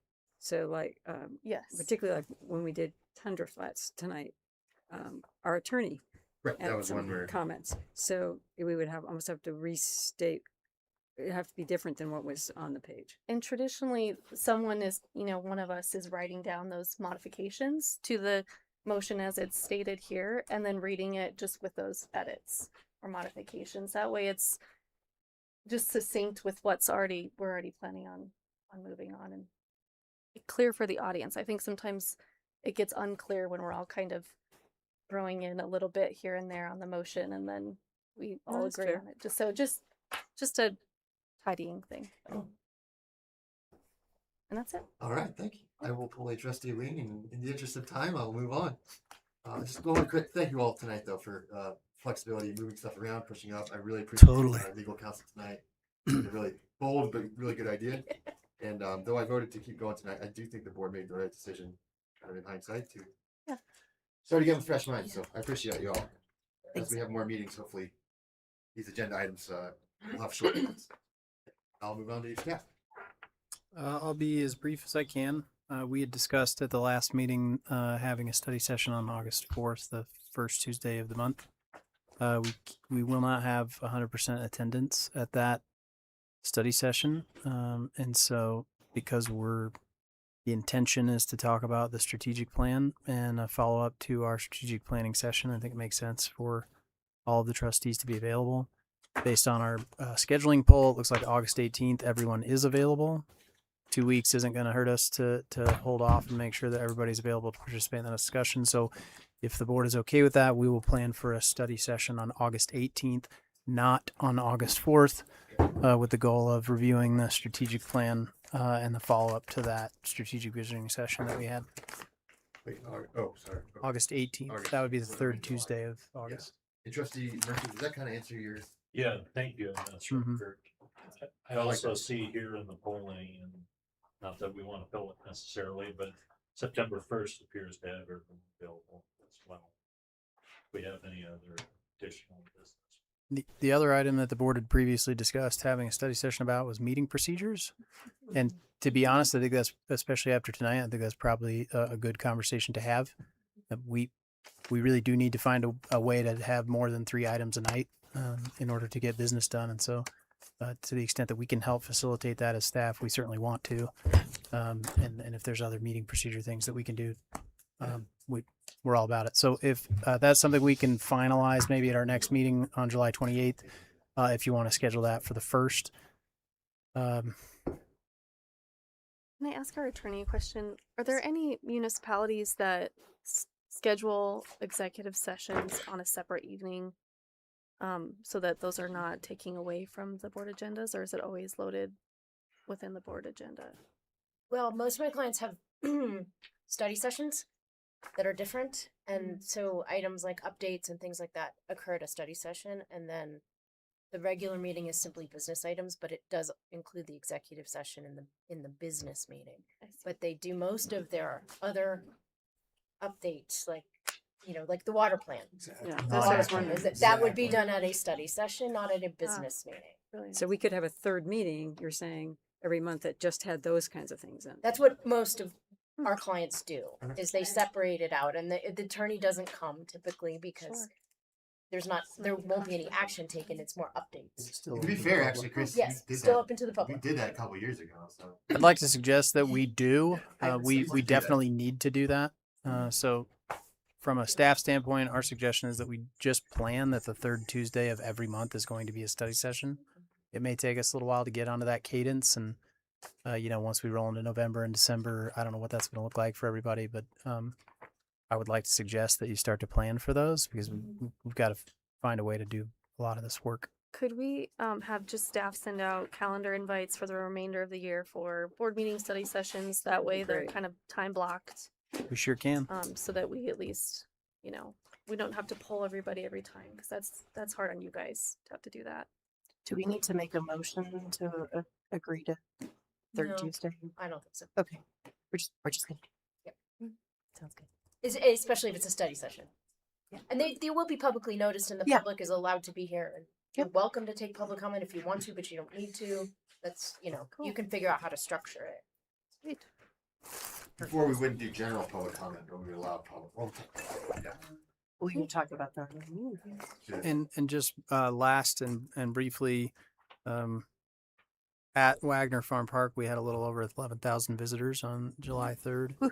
When you expand that out to include like the Turner and some of the areas immediately adjacent, it was over 16,000. How was last year? Wonderful. It was less. So we were around 10,000 last year, a little bit more than that this year. A significant chunk of folks came from out of town. So, you know, But this year was less or last year? this was more. It was Yeah. more this year. That's It was great. bigger event this year. Yeah. Wow. And that's with Loveland doing And we, it. I was gonna say, we supported Loveland. And thousands of visitors came from Loveland and Longmont. Aw, that's and, an and, honor. and communities around us. I think You want to go to a small. we've gotten a lot of really good feedback. People really love our show. They We love our have some event. pretty good And on a fireworks. Friday night. It's been really good. Yeah. We did do a little extra special fireworks show this year They for were the there. Oh, it was 150th amazing. anniversary. So Awesome. Awesome. it was great. And relatives from San Jose saying best fireworks show they've ever seen. That's cool. I'll make sure Jeremy knows. So can you tell us a little bit more about the Civic Academy? When do you think that is going to be rolled out? And Well, our intention had been for you to kind of review the details on August 4th. We'd like to start advertising it at the beginning of August with the goal that we'll have 25 in our first class. That would start on September 17th and it would run through the end of October, 7 weeks. Staff leadership teams prepared a plan for each week. It'll cover different departments, what they do. It'll probably include tours, but it will definitely include interactive engagements each week with the goal that we'd have a big graduation ceremony at the end of October for the Great. participants. And I think it's going to be really cool. would we at all want to incorporate, like, are you thinking about incorporating like a mock either plan commission where they're given an issue and they have to argue it, or like a one for the board? Yeah. That'd be funny. You know, that Give them a 3-story. I think that but then they'll get We've a discussed how to flavor. do that with all 25, but yes, we will have we'll have Give 'em a challenging some one. mock park planning exercises, and we'll That'll be have great. mock development review. So where they might not sit as planning commissioners, but kind of where we go through the process, and they're having to try and evaluate a development project, and That will be great. so yeah, all of that will be part of that academy plan. So will they come before us when they graduate, like in one of our Our hope meetings? is that we would invite you to the graduation. It'll be a separate ceremony. These will take place on Thursday nights is the intention. We're staggering it. We're not staggering it. We've worked out the schedule so that Thursday nights when Planning Commission happens, the Civic Academy will happen off-site, either like the rec center when the rec team is doing their tours, or at the water plant. So we're trying to work around that calendar. But the intent is that they'll be on Tuesday nights, and that the board would attend the last, if you're available, certainly, the last one for graduation, which would be towards the end of October. Are is we great. allowed to attend and just watch? You cannot if there's more than 2 of you here. So that's- that becomes a public meeting in a different way. I would think maybe providing pizza or something for that graduation night or something. We're planning dinner. We'll have food the first and last night. We'll have snacks and stuff every other night. Anyway, we got a really good plan. We will share that with you at a different meeting. That is great. And front load that before the August 4th so that we can get that in front of you. Okay. That's it. All right, good. That's it for me. Thank Council, any update? Nothing, thank Okay. you. Chief, anything you'd like to bring up? You good? Okay. We'll go ahead and adjourn the meeting. Thank you, everyone, for being in attendance tonight. Thank you. Have a good night.